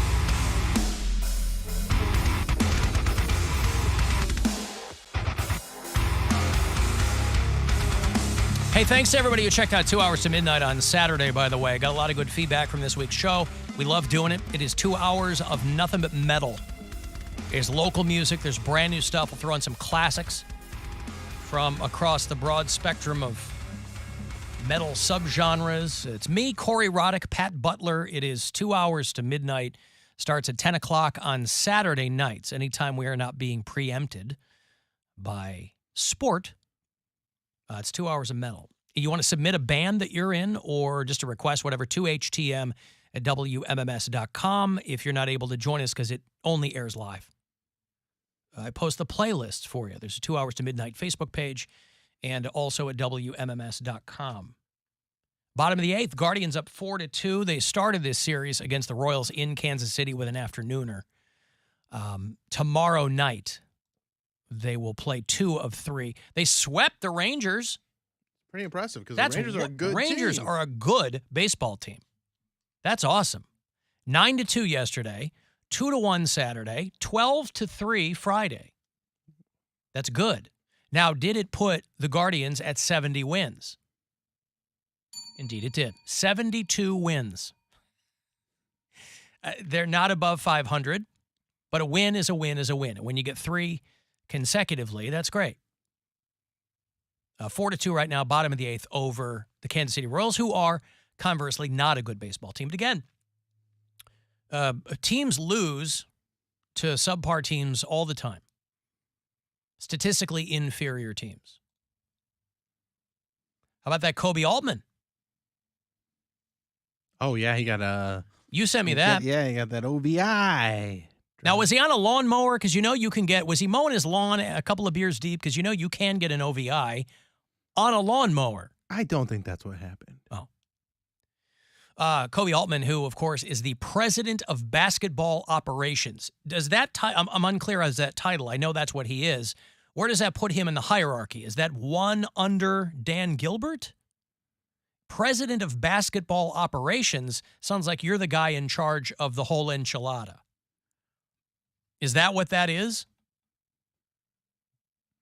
I think so. I got a message from the lady that got Poundcake the gift. She said, "I'm not that old. I was not hitting on Poundcake. Got him the gift for his belated birthday." So, there you go. The mother of the groom is not that old. What does that mean? That's what she's saying. Because I said, was this lady hitting on Poundcake? And Poundcake said, maybe. Oh, he did say maybe. Yeah, but apparently she is not hitting on him. Well, that's very nice, though, that she gave him a belated birthday. That is very kind. Gift. Yes, it was very sweet. How old was the groom? Do you know? I think they were late 20s. Late 20s, okay. Yeah. So she wouldn't be that old. She'd probably be early 40s. She looked gorgeous in her gown there because, you know, the moms dress up too. So. Sure. Well, yeah, traditionally at a wedding, the moms do dress up. But had she not given you a gift, and granted, it was a surprise to you, you didn't know it was coming, but had she not given you a gift, would you be so glowing in your review of how she looked? Yeah. Okay. You don't feel compelled to maybe inflate it a little bit because she was nice and got you something? No. My question is, are you lying to my audience about how lovely this woman was? No. Okay. She's lovely inside and out. She's a wonderful personality. Well, you don't know about it. What? Inside and out? Well, because you just met her. Insides? All right. He broke out his endoscope. You just met her. Well, I don't know. I match people's energy, and She was a nice person. I is what you're walked saying. in and I saw her, and I immediately go for a hug because I say, hey, I'm a hugger, and then she was like, I'm a hugger too. So You're one of those I'm a hugger people. Yeah. Come on, man. What do you got against because people everybody who says I'm a hugger, they just come at you. They don't ever ask. I'm a hugger they go, for I'm people a who hugger. like to be hugged. Like that's well, yeah, but you're people not who to say brand me. People who say you said you went in. I said I'm a hugger, and I had my hands out like that, and she was like, "Oh, great, I'm a hugger too," and we hugged. Like it wasn't a big thing. I've never hugged you, so I'm still a hugger person, even though I don't have to hug everybody to be a hugger. I give you a fist bump like you like. I just hear all these. Thank you. I hear all these I'm a hugger people. It's like that's their free pass to come over and wrap their arms around like a goddamn octopus. By that? I'm not disgusted. I'm not saying disgusted. It's just it's more of that like that's just me. You're one of those hugger people. No, you have to hugger. Yeah, don't use the hard R. Please, Poundcake, stop. So stupid.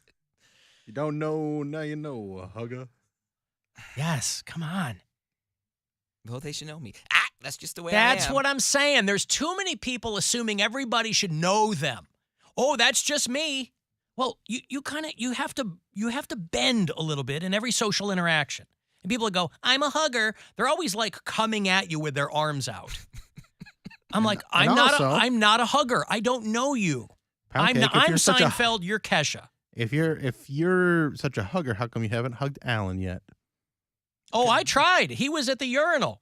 I walked up behind him and tried to hug him. He got all bent out of shape. No, I just got bent, Alan. He's spraying all over the place. This guy. Try to make him put his money where his mouth is. Oh, I'm out of line. Oh, HR's going to, quote, hear about this. Anyway, president of basketball operations, Kobe Altman. This guy gets an OVI on Friday. Boy, he had to have been coming from happy hour. It was his birthday, I think. Dude's 41 and he's drunk at 8:53 on a Friday. If it's your birthday and you're making that kind of money, take an Uber. Or have a party at your house. Right. That's why I don't understand. I'm just saying I looked up the guy. I didn't know who he was. I looked him up. And then I was like, ooh, he's a fellow Virgo. And then I saw he got OV. I was like, oh, he was living a birthday dinner with some friends. But I was like, you ain't got no true friends. No one offered to drive you. No one said, hey, we going to pick you up and take you out. You drive home from your birthday dinner or night and you're drunk? He wasn't in Lakewood, was he? I would like to That's who the girl was looking for. She was framed. He said her name was Kobe. He threw her out of the car and said, hey, go up there and ask her if Steve is there. Wobble a little bit, so they'll think it's me.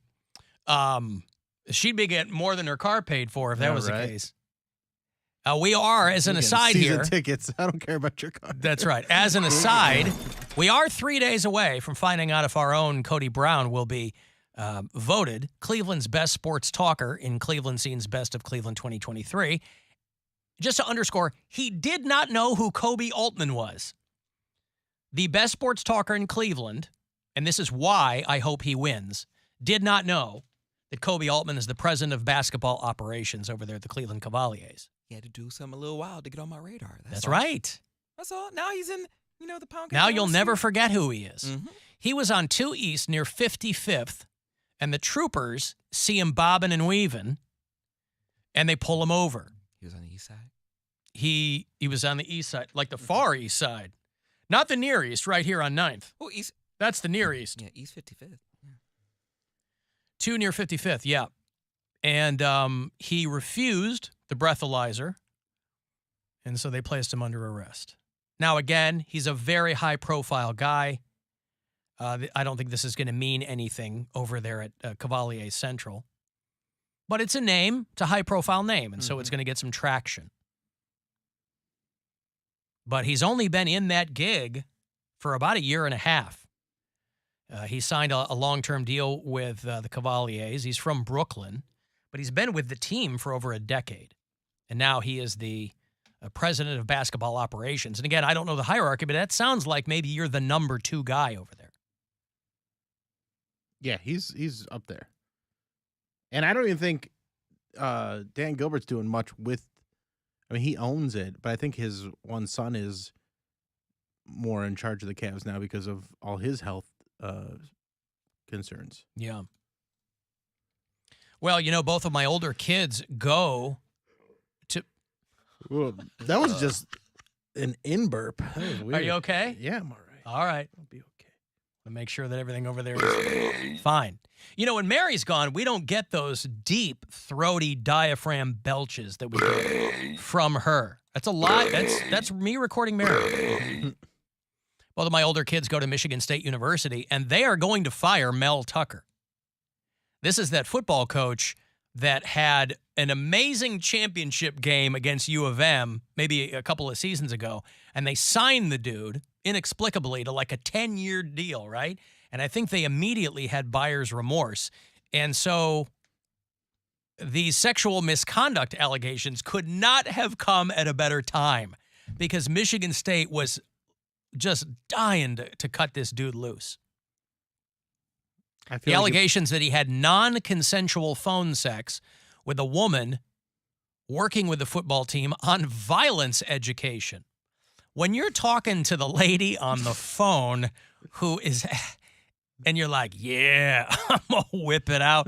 And tell me more about that violence. Terminated his contract with cause. I don't know what they were paying him. I imagine he'll sue. Because when you get cut loose over allegations, that's kind of like I think the organization, whether it's a college or a company, the organization goes, well, if you want to sue us, you can, but you're going to be tied up in you got other things going on. So they hedge their bets that he's not going to sue them. But who knows? Bill in Lakewood. Hello, Bill. Hello, Al. Hate the show. Thank you, Bill. So, well, thank you. And hi, Bill. Hi, Bill. Bill from Lakewood. Hi. Hi, Bill from Lakewood. Bill from Lakewood. Hi. Bill squared. I hate to say it, but the higher up you get in the corp and the more money you make, your ego is through the roof, and you'll never, I'll never get caught DUI, and don't you know who I am? Which are the famous videos out there? Don't you know who I am? Yeah, you're about to get a DUI. Well, again, there's nothing to suggest that he pulled that card. I don't think there was any reporting that Kobe Altman was like, "Don't you know who I am?" It just sounds like he's like, "Yeah, okay, I'm not gonna blow because that's." But a lot of people are like, "Oh, you should, take an Uber," blah blah blah. He doesn't want the Uber drivers taking a video of him, whatever, passed out in the back seat. So. It doesn't sound like he was like passing out or anything. Right. No, I think that it's I think it's a situation where like if you get an Uber, just hold it together. It's not like taxi cab confessions. You don't have to be back there. It sounds like he was by himself. And so again, not a smart move, but I was like, man, he must have been coming from happy hour if he's drunk at 5 to 9 on a Friday. It's not like it was 2 a.m. This dude's headed home. That's what I said. I'm like, damn, this guy must have went to happy hour. But, I mean, come on. These guys are representing an organization. And I'm sure if you pull the curtains back, this happens all the time. But other than that, I don't know. Yeah, I guess so. Bill from Lakewood in the room. Do you have anything to say to Bill from Lakewood on the phone before I let him go? Are you going to Around the Corner tonight for the Cox Out pregame? Yeah, I might do a little pregame, but how am I going to give Al a bro hug? Or do I ask for I can't figure it out. No, bro. Fist bump, Bill. Fist bump for you. Fist Bill, bump. Bill, are you a hugger? No, I'm more I don't know if you heard. Tread I don't know lightly. if- I don't know if you heard about what I do at gazebos. Yeah. I'm not quite, Yeah. not quite there yet in 2023, Yeah. whatever's going on. Right. I'll leave it with this. Al and Bill from Lakewood, Al from West Side suburb. Yeah. We will maybe see you tonight. All right, Bill from Lakewood. I'll be there at around the corner there in Lakewood. Please, fist bump, no hugging. Eat that, you piece of crap. That's right. What time are Bill, you? you know how I like the fist. You do like the fist. It's into fisting. Mm-hmm. What time does things get going? 7 o'clock. 7 o'clock. And the kickoff's at 8:15. 8:15. So I'm surprised they have two games. That usually when they do a doubleheader, one game's at 7 and the other game's at 10. But tonight there's a 7:15 game and then an 8:15 game. I won't lie to you. I didn't know there were two games. Yeah, Saints and Panthers. Panthers. All right. Well, I'm only concerned about Browns at Acrisure Stadium in Pittsburgh, Pennsylvania. You better lay down. Lay down on the field, Stillers. Lay down. Let the Browns roll all over you. All right? Just lay down. You're not doing anything tonight. You're going to come hang out with me around the corner. Just lay down. Let the Browns do their thing. Get out. All right, I got a break. I'll have, Saliva and Drowning Pool. Not after the break, but closer to 5:20. They are on a co-headlining run, and I will give you the details on the tickets and meet and greet and everything that goes with it. You can go to WMMS.com to get the jump on the details. The Alan Cox Show on 100.7 WMMS. And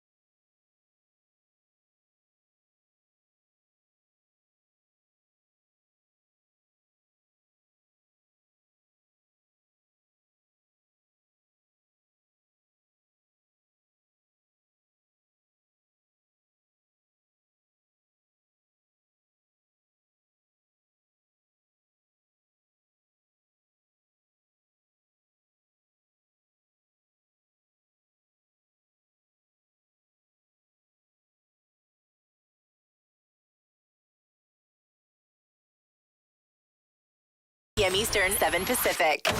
This is The Buzzard. From the Barrio Tacos Tequila and Whiskey Studios. The Buzzard. The home of the buzzard. Buzzard. This is 100.7 WMMS. Cleveland. Call the Alan Cox Show. Where's the best place in America to meet single girls and guys? 216-578-1007 or 1-800-348-1007.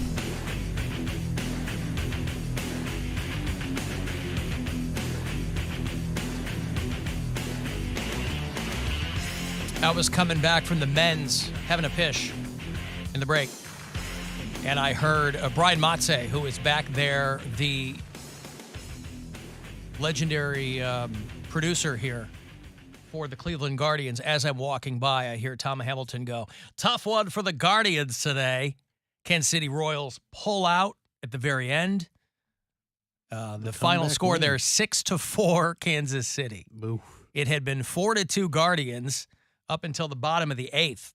But the Royals really made some magic happen, bringing the Royals win total all the way up to 49.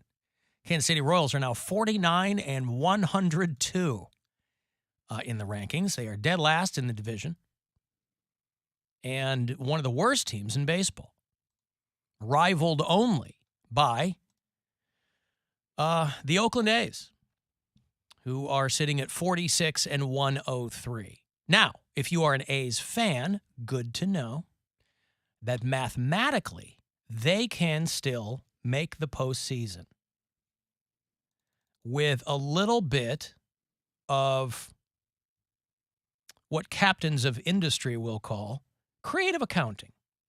Let me do the math on this, because the Guardians are already set for some postseason ball. That's what Bill Squire told me.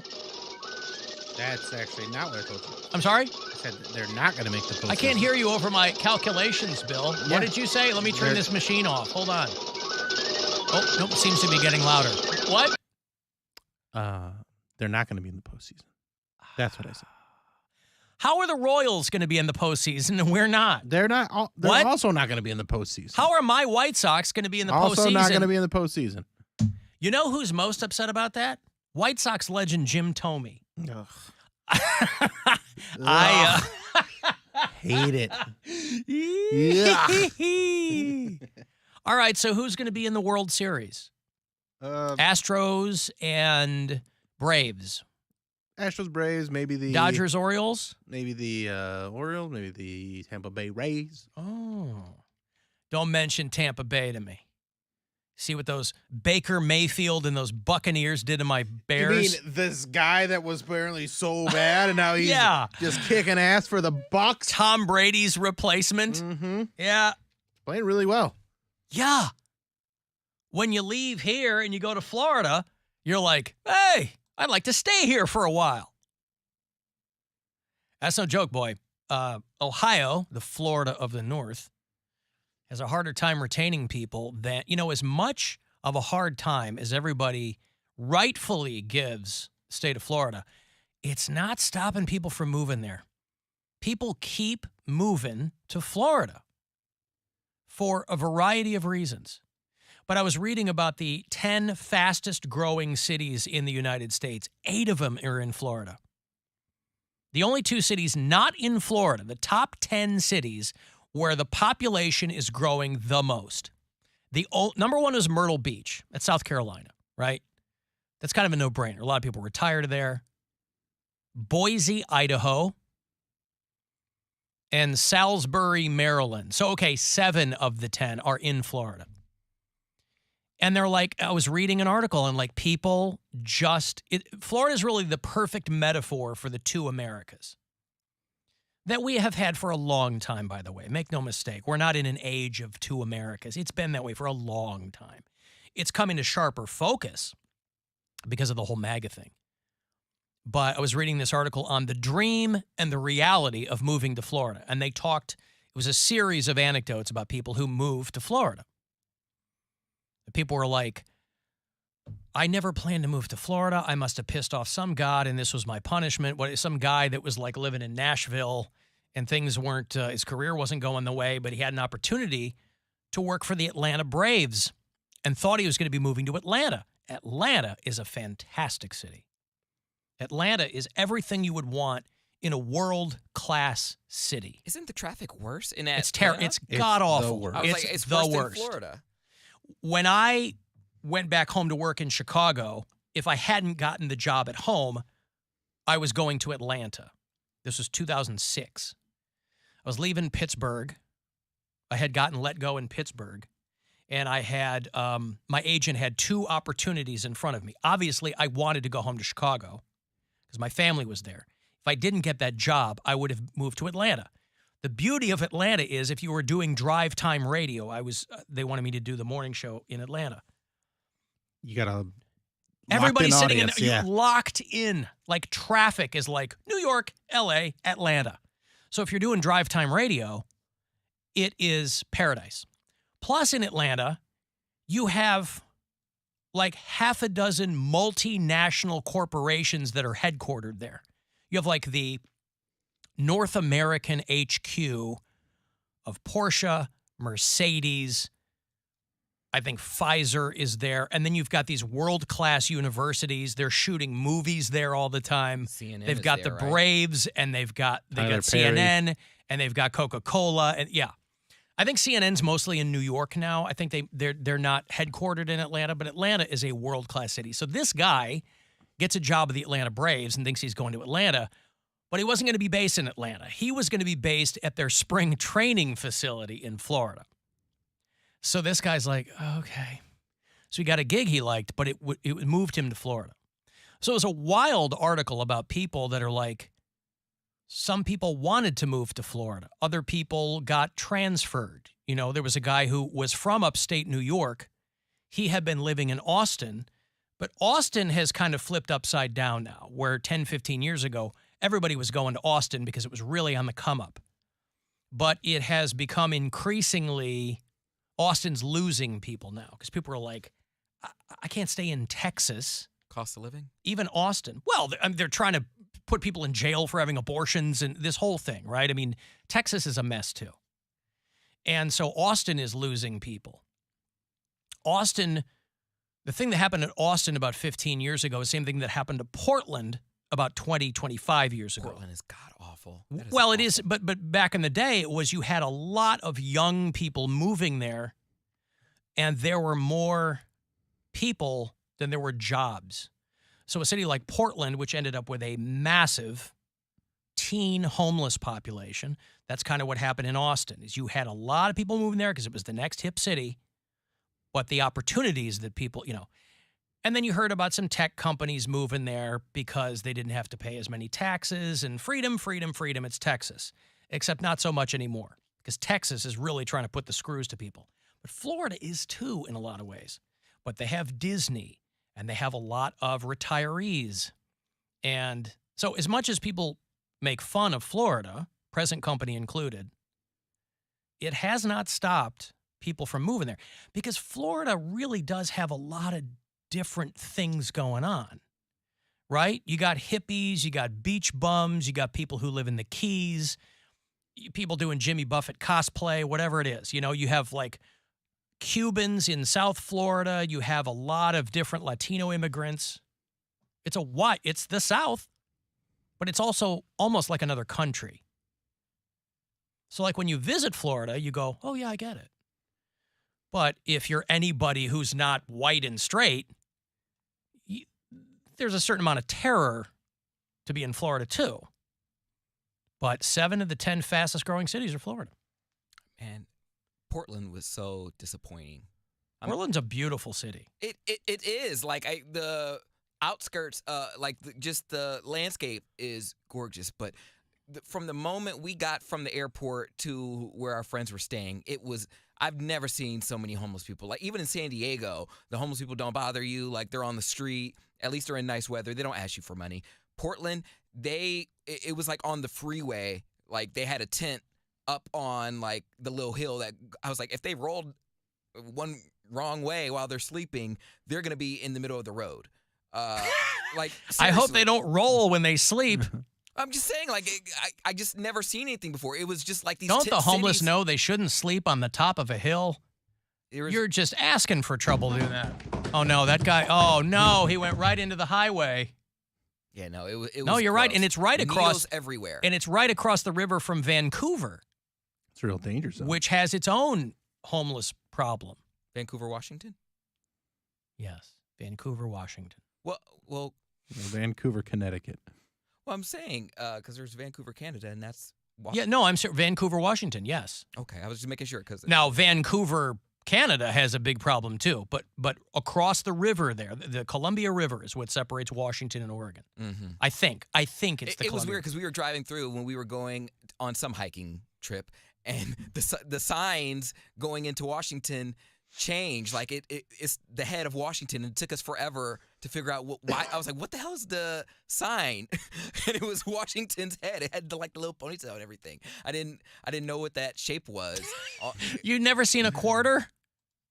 But it had the little ponytail. I've never. Okay, I'm a Midwest dude. The head of Washington is such a shaggy phrase. It was the head of Washington on the street signs. Yep. It was just very strange. I never saw that before. And I don't know. It was a little bit of a culture shock. But the fact that they have little dispensers, like little boxes on the street where you could put needles in, so they're not just like out on the road. They have a truck that rides around.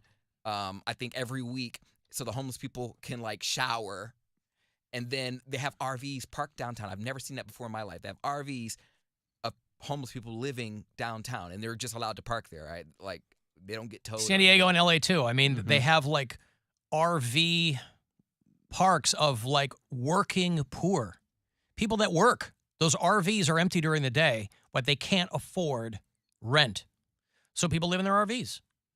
And they go to work every day. But yeah, Portland has got serious issues. But again, if you were to just see Portland through the prism of the nightly news, they make it look like it's always on fire, like it's RoboCop or something. And it's not that, but they do have a lot of problems. I would not want to live there. Maybe in the suburbs. I don't know how far that goes out. But from the moment you get from the airport into the city, nothing but homeless people. Well, but it also really tests how... Listen, I'm a liberal. I'm a progressive. Politically, I'm a progressive person. But it really does put that to the test because you have a lot of people who consider themselves liberal. But, you know, cities where they let homeless people camp out on any public property, because a lot of your homeless is going to be, you're going to have mental illness, you're going to have drug use, you're going to have things that are just part and parcel of that community. And so with that comes... people freaking out. You know, my buddy he and his wife are the ones that we usually go to Vegas with. They've lived in LA for a long, long time, and his wife works for the city of Los Angeles.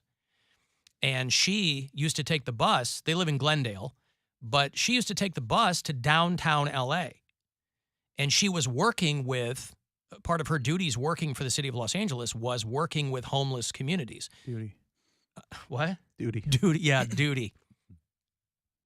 And she was like, it got really hairy when they were putting people in hotels. They're putting homeless people in hotels.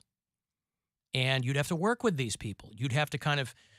you have to serve these people. Well, be a resource for them and be, you know... And she's like, and a lot of people don't want to go to a needle sharing program, you know. So there's no easy solutions. Nobody's got a... Gwen and I were just talking about that like this. a sewing class? I'm sorry? The needle sharing program? Yes. You got to know your bobbins. You got to know how to do it by hand, and bobbins also and weaving. and you also have to know it by the machine. Yes. So there's no easy solution to that. It is late stage capitalism in this country. Make no mistake. And people can, you know, hem and haw all they want about the, you know, people love talking about the reasons and why is this and right. It all comes back to Poundcake's mom, karaoke, and Earth, Wind, and Fire out in Vermilion. We have come full circle. The amount of ignorance being displayed in this segment is truly astonishing, somebody texted. Well, call me and tell me where I'm wrong. Don't complain on a text. You tell me where I'm wrong. Because I'd like to know. Devotion, accuracy. I mentioned earlier... just so that person knows, I know it's not a sewing class. That's all I really added. So I just want you to know that I didn't think it was a sewing class that they were doing that. You think that's what tripped him up? Right. No, I know it's knitting. Mm-hmm. That's right. Okay, Yeah, so call in person. yeah, I mean, whatever. I don't know what they're, but another reason people moved to Florida. Yeah, I mentioned earlier that we, as a show, are represented pretty well in the Carolinas on the iHeartRadio app. A lot of listeners there at North and South. Talking about Charlotte earlier when that another Brinks truck opened up. Charleston, South Carolina. We have a lot of people there. And they are asking the people of Charleston to keep their eyes out for a crashed military plane. They go, hey, we don't know. A pilot ejected from an F-35 stealth fighter, and they don't know where it is. How do they not have a locator on that thing? Like an Apple tag? Anything. Yeah, I mean, they should have some sort of GPS on They it. have your car. They can tag your car. They can tag your phone, but they don't have a jet. We forgot to put the GPS in the jet. I knew we forgot something. Just $20 million, $40 million. No big deal. After the pilot ejected, the jet was left in autopilot mode. The military is asking anyone with clues to call a phone number. Couldn't it just have kept going? Like That's what they're trying to figure out. The Marine Corps lost an F-35B Lightning II fighter jet following a training mishap on Sunday. The pilot ejected himself and parachuted safely to the ground near Charleston, South Carolina. I mean, I don't mean to be a feminist here, but it sounds like a Mr. Hap. It doesn't say if it was a male pilot. Could have been a female pilot. Oh, and then it'd be a mishap. I mean, the driving. Emergency response teams are trying to locate the F-35, said Joint Base Charleston. The public is... Now, I don't know if there's a reward with this. Hey, could you tell us if you find our jet, please? Because that would be really cool if you could do that. Are they putting up missing posters all over the place? Answers to the name of Lucky. Call us if you see this jet flying or crashing. If found, please call 555 Lost Fighter. They said the jet was still in autopilot mode when the pilot ejected, so there's a chance it's still just hanging out in the air. That can't be right. It doesn't just float there. Right, doesn't it run out of fuel eventually? Could you imagine? It's not autopilot just going to keep going, but it's how long can they go? Can you imagine if the pilot had... And why are you ejecting if the plane can still go?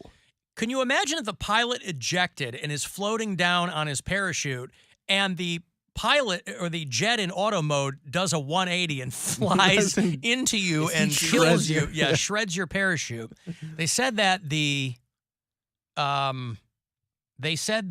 aircraft is a stealth fighter, so it has different coatings and designs that make it more difficult than a normal aircraft to detect. There were numerous representatives on Twitter saying, how the hell is there not a tracking device? Just like you guys said. Why are we asking the public to turn our jet in? This is the most expensive weapon system program in the DOD. And now we just gave away that technology. All someone has to do is just I don't know how they would get it. But it just lands in some guy's backyard and he reverse engineers a jet. It could, I mean, it's in there. It could fly somewhere where enemies can get it. They put up a website and a phone number. They've already got a lot of calls from people who think that they might have some information regarding the jet. Y'all made me some real lightweight slacks. Make these a half-inch bigger in the waist. Make the pockets at least an inch longer. My money and my knife and everything fall out. Wait just a minute. Now, another thing, the crotch down where your nuts hang is always a little too tight because they cut me under there. Let's see if you can't leave me about an inch from where the zipper ends round under my back to my bunghole. Sir, do you have information on the lost jet or no? This is I think you've called the wrong number. Sir, this is an Arby's. Do you have, you get a lot of crank calls. You don't know who's sitting on information. Imagine somebody calls, your jet's in my backyard. I'm out here in Myrtle Beach. It's one of the 10 fastest growing cities here in the United States. And we've just grown by one jet. What happens if this jet like crashes into something or like a house or like a building or something? This is a moment for like Hollywood to actually happen in real life. Yeah. Like, there's no way that they can fly another Get jet. Vin Diesel to jump a car onto this jet. Like they can't get Finding this jet's all about family. Yeah. They can't get another jet to fly on top at the same exact speed because it's all autopilot anyways. Have a guy shimmy down. If you can get out, like for an emergency, can't you get in on an emergency too? Well, I imagine when they ejected, there's that canopy that comes off. So I don't know if you can sit in there and fly it again. I don't know what's going to happen. Yeah. Like, hey, there it is. I'm surprised they don't have like a remote control system, like drone system for these jets now. I want to fly right next to it and take a selfie. Like, the ghost jet. Well, you know, a concern anytime these guys or women, these pilots, eject is they don't want to get caught up in the parachute, right? Right. They don't want them to die of autopilot asphyxiation, Bill. Yeah. That was it. The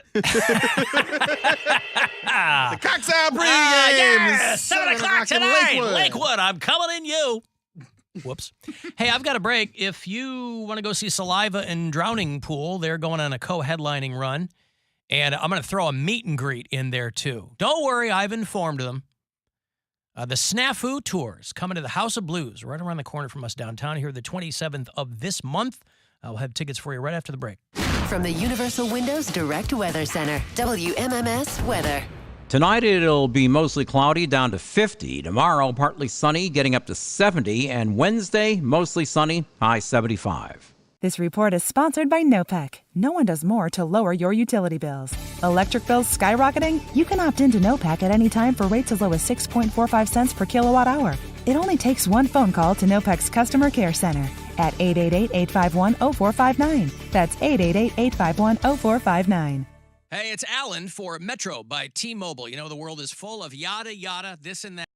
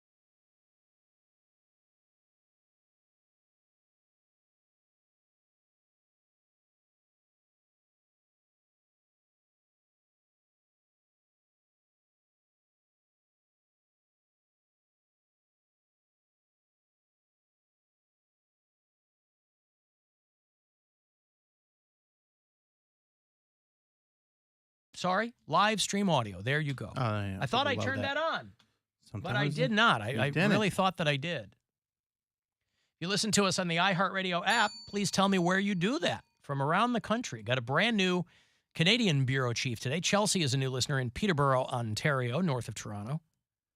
Drew listens in Stony Point, North Carolina. Dave is in Rogersville, Alabama. And Tiffany is in Lake Camelot, Illinois. That is the Peoria metropolitan area. And, of course, the reviews are in. Your app totally sucks. Listen, I don't know what to tell you, but come on. It's not it's all of ours app. All of ours app? That can't be right. Your app totally sucks. It keeps disconnecting and then won't reconnect. Fix it. You got all the money?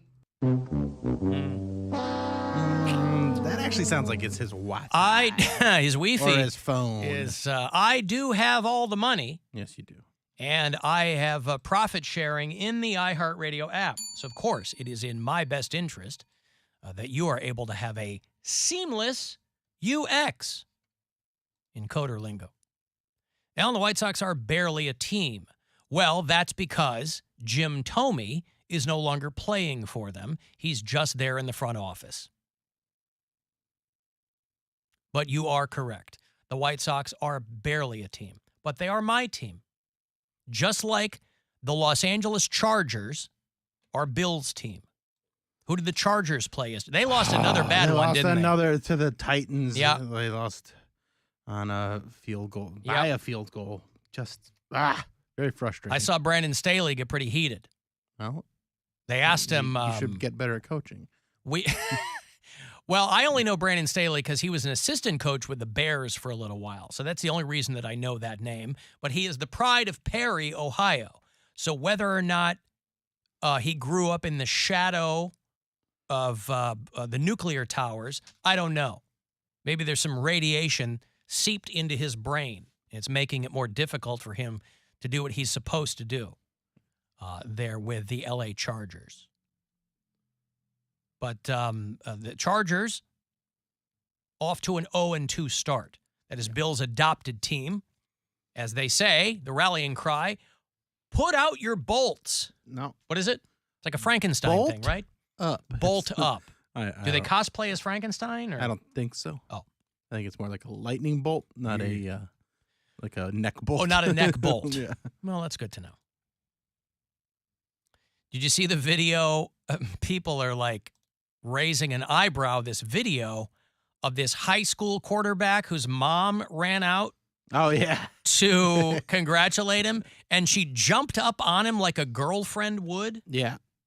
And then be like, hey, and people are that's like, his mom, you know? Yeah, but you got to remember, high school athletes now, like, it's hot moms. These are moms. Now, does that explain the jump and the hug? But she's very, very excited. Maybe she was a teen mom. What do I know? She's very, very proud. It was Utah. She was probably... This is in Utah, yeah. Right. So she's probably married at 18 or 19. Yeah. Started pumping out kids. Her 16-year... Just say it like it's that. true. That's what they do. It's Utah. She's Just pump them out. Amber Wright is a single mom from Utah. That's what it is. Oh, hey, what's up? Her son is her king. Like, she don't have a That's man right. in the house. So she treats him, hangs on him. Her 16-year-old son, Brixton. Ugh. That's such a meme. That's such a white, blonde woman name, like son name. And I bet she doesn't even know the Clash. Brixton and Braxton. I'll show you the video here for people who may not have seen it. She runs out. And again, the mom looks like she's one of his classmates. Because she's probably 33 years old. And he's a sophomore in... Well, I thought that this video had the jump in it, but it doesn't have the jump. Oh, you got to get the jump. Well, There's other ones. See, she's hanging on him, and then she gets down. Dude, that's... And she has those, let me get I found some on YouTube. Where's the jump? Just search mom jumps on quarterback. Mom... Son. Mom jumps on Be QB. careful searching that. Right. Mom jumps on quarterback. He's not my real son. He's my stepson. Yeah. See, a lot of it is Stuck in this goalpost. A lot of it is like reaction videos, but they'll. Yeah, I don't need reaction videos. But they'll play it so you can at least see the jump. Because she like jumps like it's a very girlfriend move to jump on somebody and wrap your legs around them. Angry first love, ladies. Angry. She's 38. Okay, so she had him when I loved him first. Angry Utah mom slams trolls who accused her of sexually abusing son. See, that's a leap too. All right. Right. Just because it's an eyebrow raiser doesn't mean that there's something going on. Just because it awakens something in you. Yes, it's always these people. It says more about the trolls than anyone else. I think it's the heels and the boobs that raise eyebrows. She's jumping on him. She has a huge rack, and she was 22 when she had him. I mean, yeah, I don't see the jump. I'd like to see the jump, but she's definitely hanging on him. Amber. Okay. But I mean, imagine Amber and Brixton. Oh, I mean, imagine if that was your mom. All your friends, like when I was in junior high and high school, my mom was the hot mom. And not like a, mini skirt kind of, but my mom was way better looking than all the other moms. So my mom was the hot mom. And if it had been in the age of social media, God knows what would have happened. Now, my mom wasn't jumping on me or anything like that. Were people making comments like Bill makes comments about your mom? Like, what do you mean? Like, oh, Alan, dude, your mom. Like, do they say stuff like that? Like, your mom's a total MILF or whatever? This was pre-MILF. I don't think MILF was a term yet. And it wasn't so lascivious, but there were definitely people who couldn't give a fat frog's ass about me, who were talking to me because they were going to come over and talk to my mom. Because she was picking us up every day from school. I wasn't riding the bus, So it wasn't like people were trolling me. But, yeah, people would make comments. And I was like, all right. But again, I mean, my mom was 21 when she had me. But my mom wasn't walking around in, like, skin-tight jeans. And this is the thing with these Utah moms, right? They grow up in this culture of repression, and then they break out. And, they're feeling some kind of way, and they're dressing the way they want to dress, and that's all awesome. I guess there isn't the beginning of the video. I can't. Yeah, no, I didn't see anything that had the jump. It's mid-jump. When I was in... But again, Poundcake, I'll show you the picture here. Yeah, the picture of her just like wrapped around his waist. Well, no, look at the picture of the two of them. That's his mom. Oh, my goodness. She's 38. Now, his dad killed himself. Oh.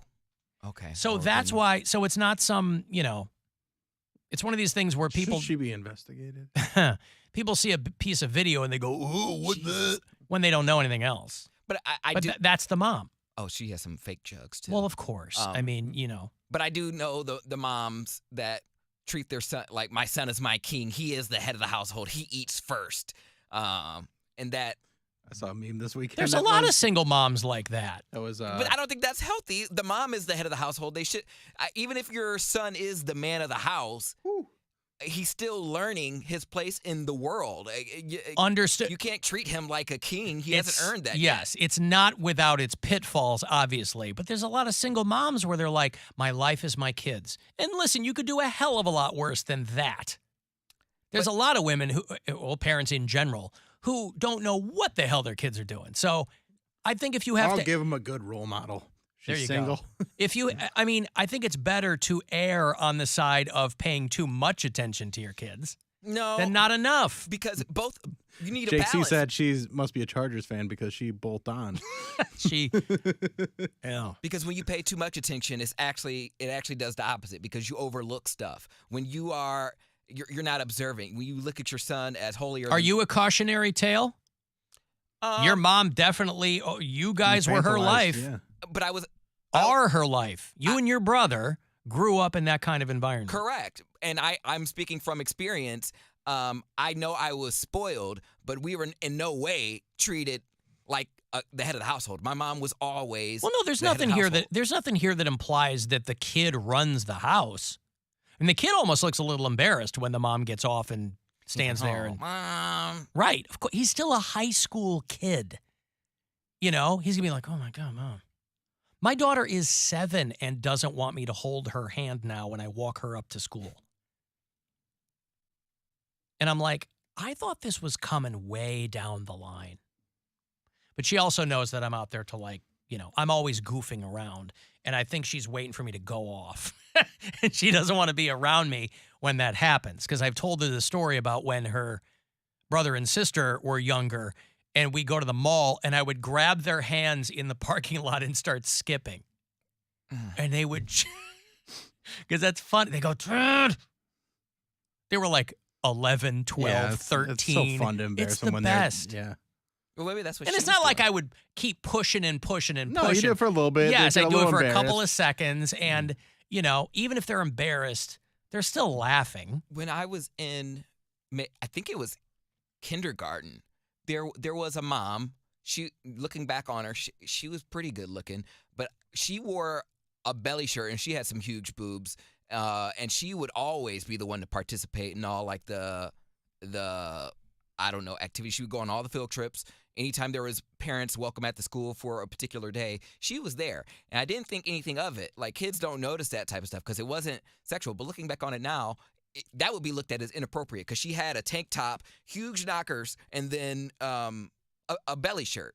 And she would walk up to the school like that. And we were like, oh, that's so-and-so's mom. Like, we just knew her as, like, I don't know if she listens to the show, but she was a nice lady. Yeah, that's the thing. She like, gave out just, hugs. Yeah. Ooh, she's a hugger. She was a hugger. Everybody's live and let live until they see something they don't like. Mm-hmm. By the way, the word has come out that that kid and his mom have a podcast. My vagina said what? I have got to take another break here. If you want to send a text, 35192, AlanCoxShow.com if you want to watch. The Alan Cox Show on 100.7 WMMS. And everywhere you go on our free iHeartRadio app.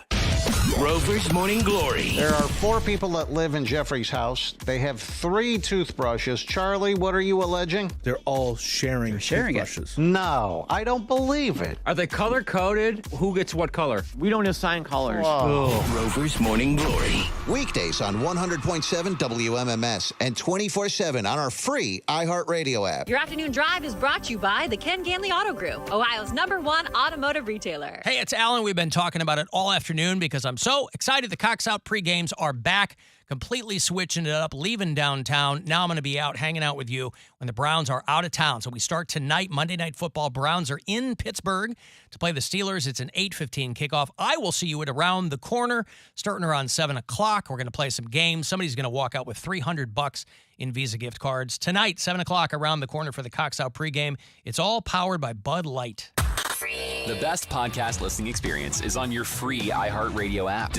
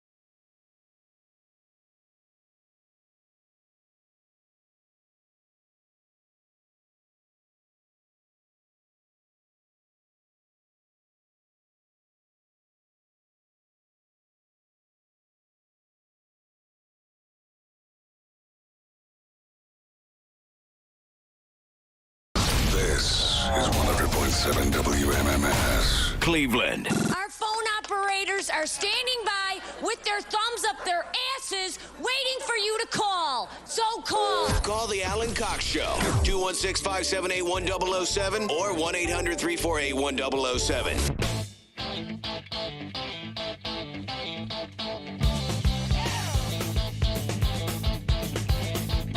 Guardians game over this afternoon, first of 3 against Kansas City Royals. They're going to get the full Corey Roddick experience tonight. I might be checking in with him from around the corner. I'm not sure yet. That's TBA. The Cox Out pregame starts tonight, 7 o'clock, Monday Night Football to roll it out. Browns are in Pittsburgh, so I'll head over to around the corner with MMS and Bud Light around 7 o'clock. People referring to that woman as it's MILF Springer. Alan, Poundcake is the only person on the show right now without kids. Why is he giving parental advice? Because that's what he does. Well, not only that, but his experience hews closest to a spoiled kid. Because his mom, a single mom, he's the only child of a single mom on the show. She, by his account, very, very hyper-focused on the two of them. Overcompensating. Well, not overcompensating. No, trying to compensate for dad not being around. No, you're right. Overcompensating for dad not being around. So Christmases, again, I don't know how my mom did it. We never wanted for anything, and she never made it seem like we were poor because we lived like rich kids. We were middle class, but we lived like rich kids. All my friends would want to stay over my house because we had cable. Right. We had cable. My mom would go out and buy like all our favorite snack food or like breakfast foods when we had people over. So I understand my mom's hustle. You only have limited time to parent because you got to work. And then we once we were old enough to like watch ourselves, she just kind of let us watch ourselves.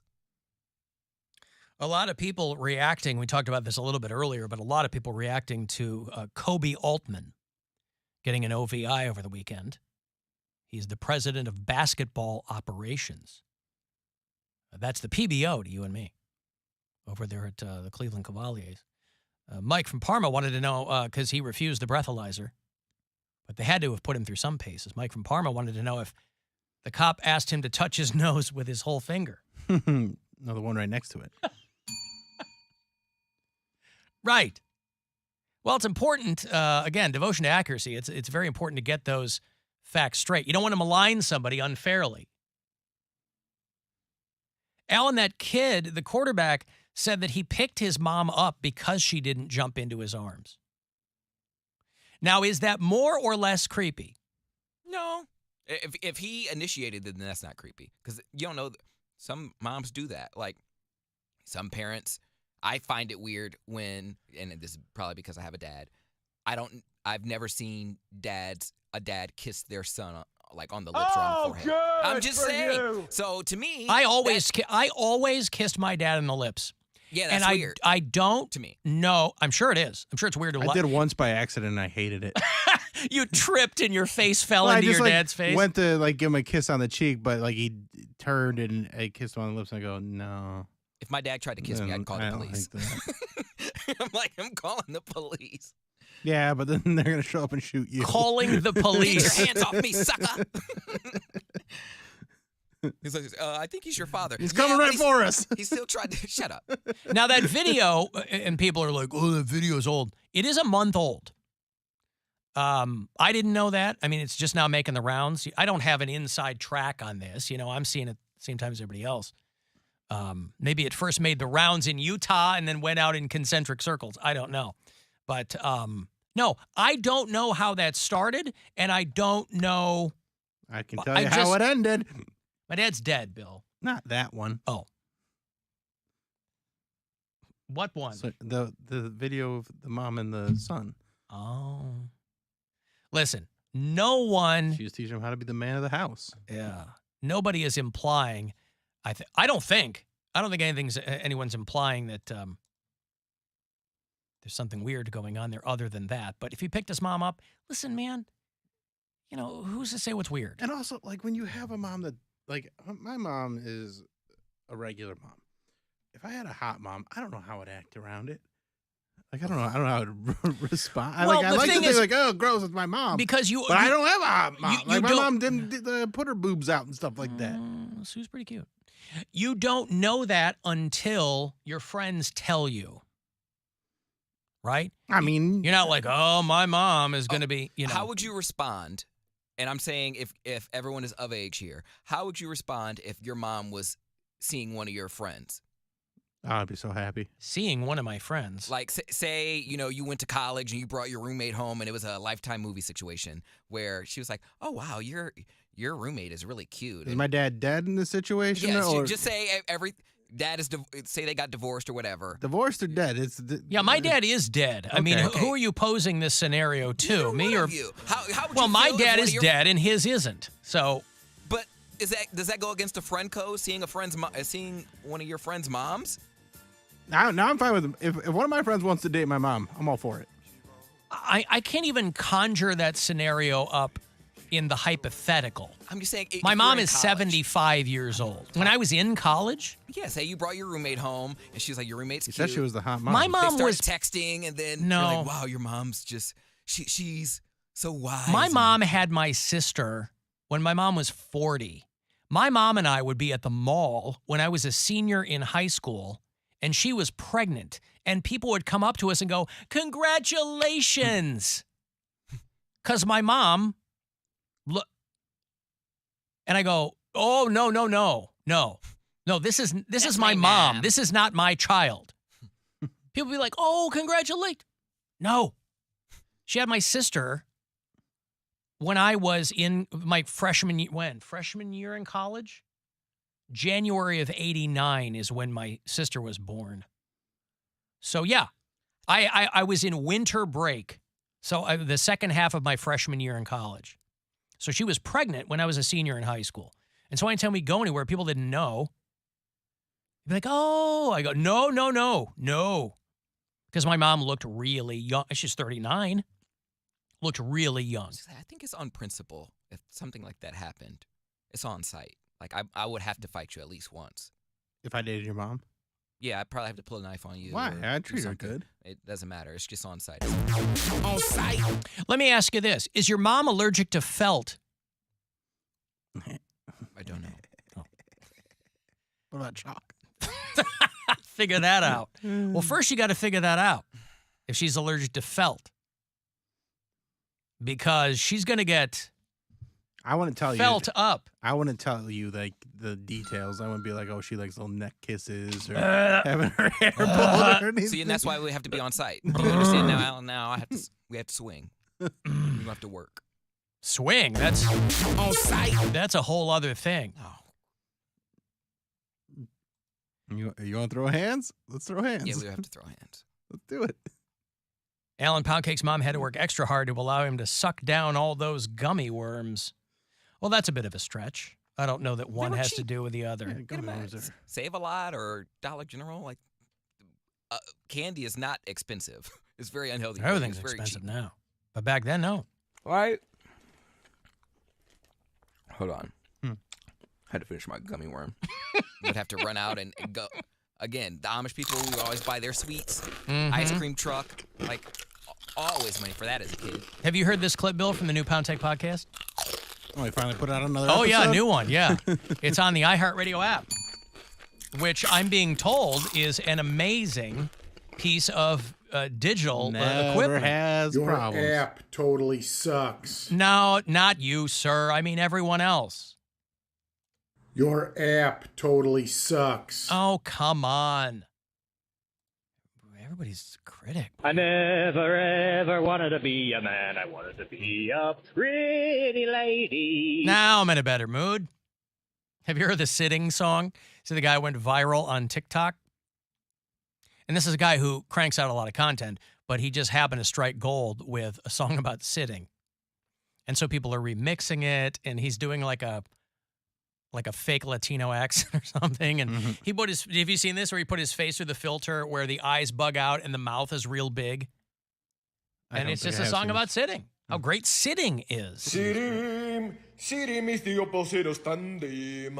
Sitting is the opposite of running around. And sitting is a wonderful thing to do because you sitting.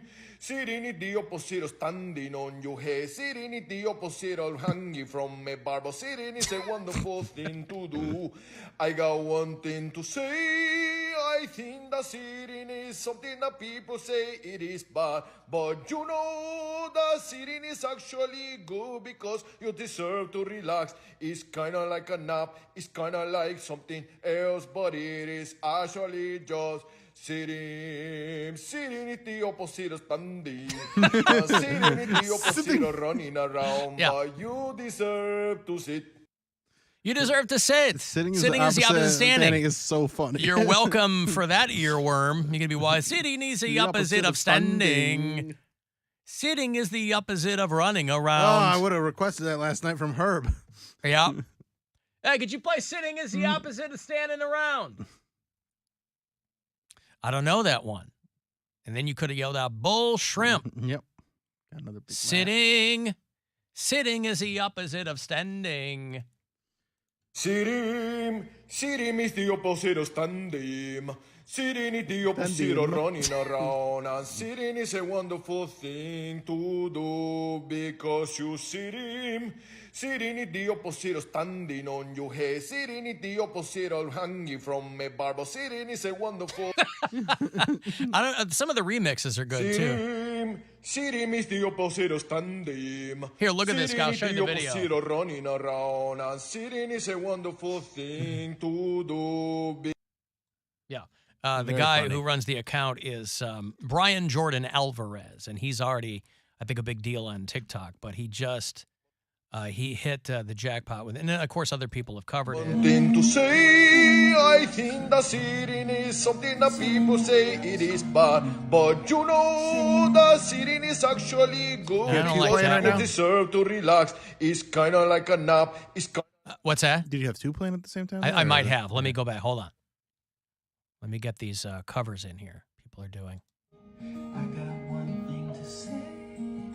I think sitting is something that people say is bad. No, I want to hear him over music. It's the mashups that are good. Yeah. Sitting is the opposite of standing. Sitting is the opposite of running around. Sitting is a wonderful thing to do. See, some people, he's provided them new lyrics for their bedroom pop, their SoundCloud music. But some people have remixed it in various styles. Sitting is the opposite of standing. Sitting is the opposite of running around. And sitting is a wonderful thing. Little J-pop fusion. Sitting is the opposite of standing on your head. Sitting is the opposite of hanging from a bar. But sitting is a wonderful thing to do.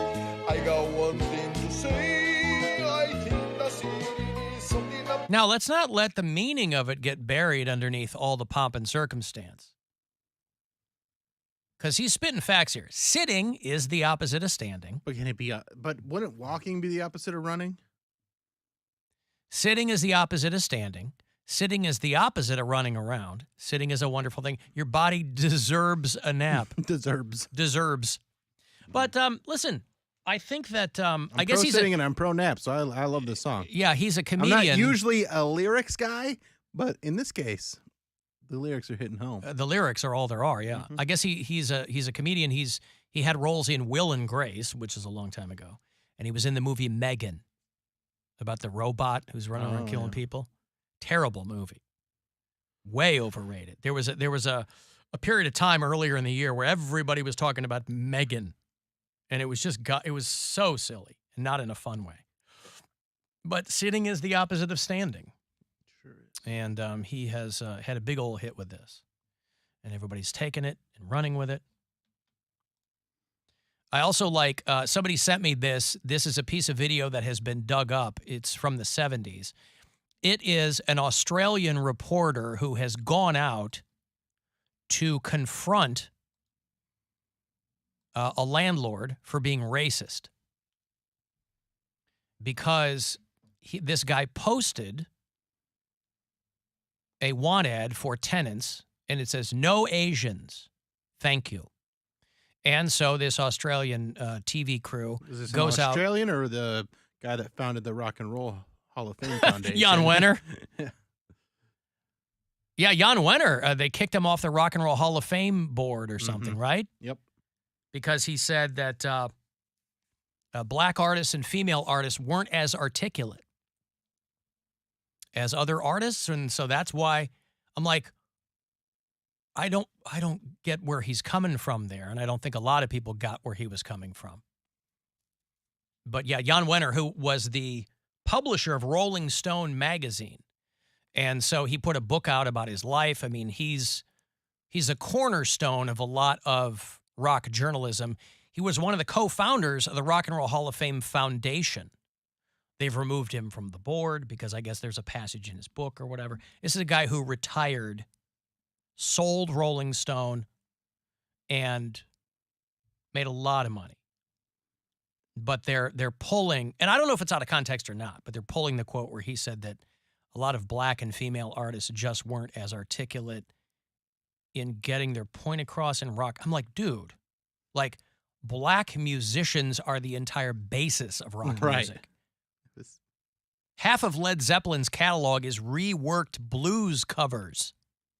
So I'm not sure where he's coming from. Anyway, whoever sent me this clip of the Australian reporter who goes out to confront a guy because he put "no Asians" in his post. This Highgate isn't the one in London, it's a suburb of Adelaide. But it's the advert's last sentence that brought out a local TV reporter's crusading instincts. I'd just like to ask you a few questions about the house you've got for sale. Well, I'd rather not answer it. Why not? Because I don't want to. I'm not going to spell my business to anybody over there. No. Well, I'm not interested in how much you want for the house. I'm just interested in why you don't want any Asians to buy it and move in. Well, because the simple reason they're too lazy. Why don't you want Asians moving into your house? Because I don't like the Asians, that's all they are. You don't want them in your place? They're just a mob of crooks, that's all they are. And that there's a law... What's that? Did you see how they spelled Asians? Ayshens. Why do they spell it like Because I think that the closed captioning was doing it phonetically, maybe? Okay. I didn't know if I was like, I know Australia, they have a different sort of customs, but Yeah. I didn't... So he's like, why don't you want Asians renting Or against what you're doing? Well, no one has told me that, and I mean to say even the Asians... You think it's wrong? Even the Asians himself, he said, I can have my sign up, if I get a buyer, I can sell it. But you won't sell it to an Asian person? If they come up with a buyer, yes. All they're interested about is just to put the sign up. That's all. I've had agents, I haven't knocked them back. What would... Oh, no, agents. Did you know what your signs...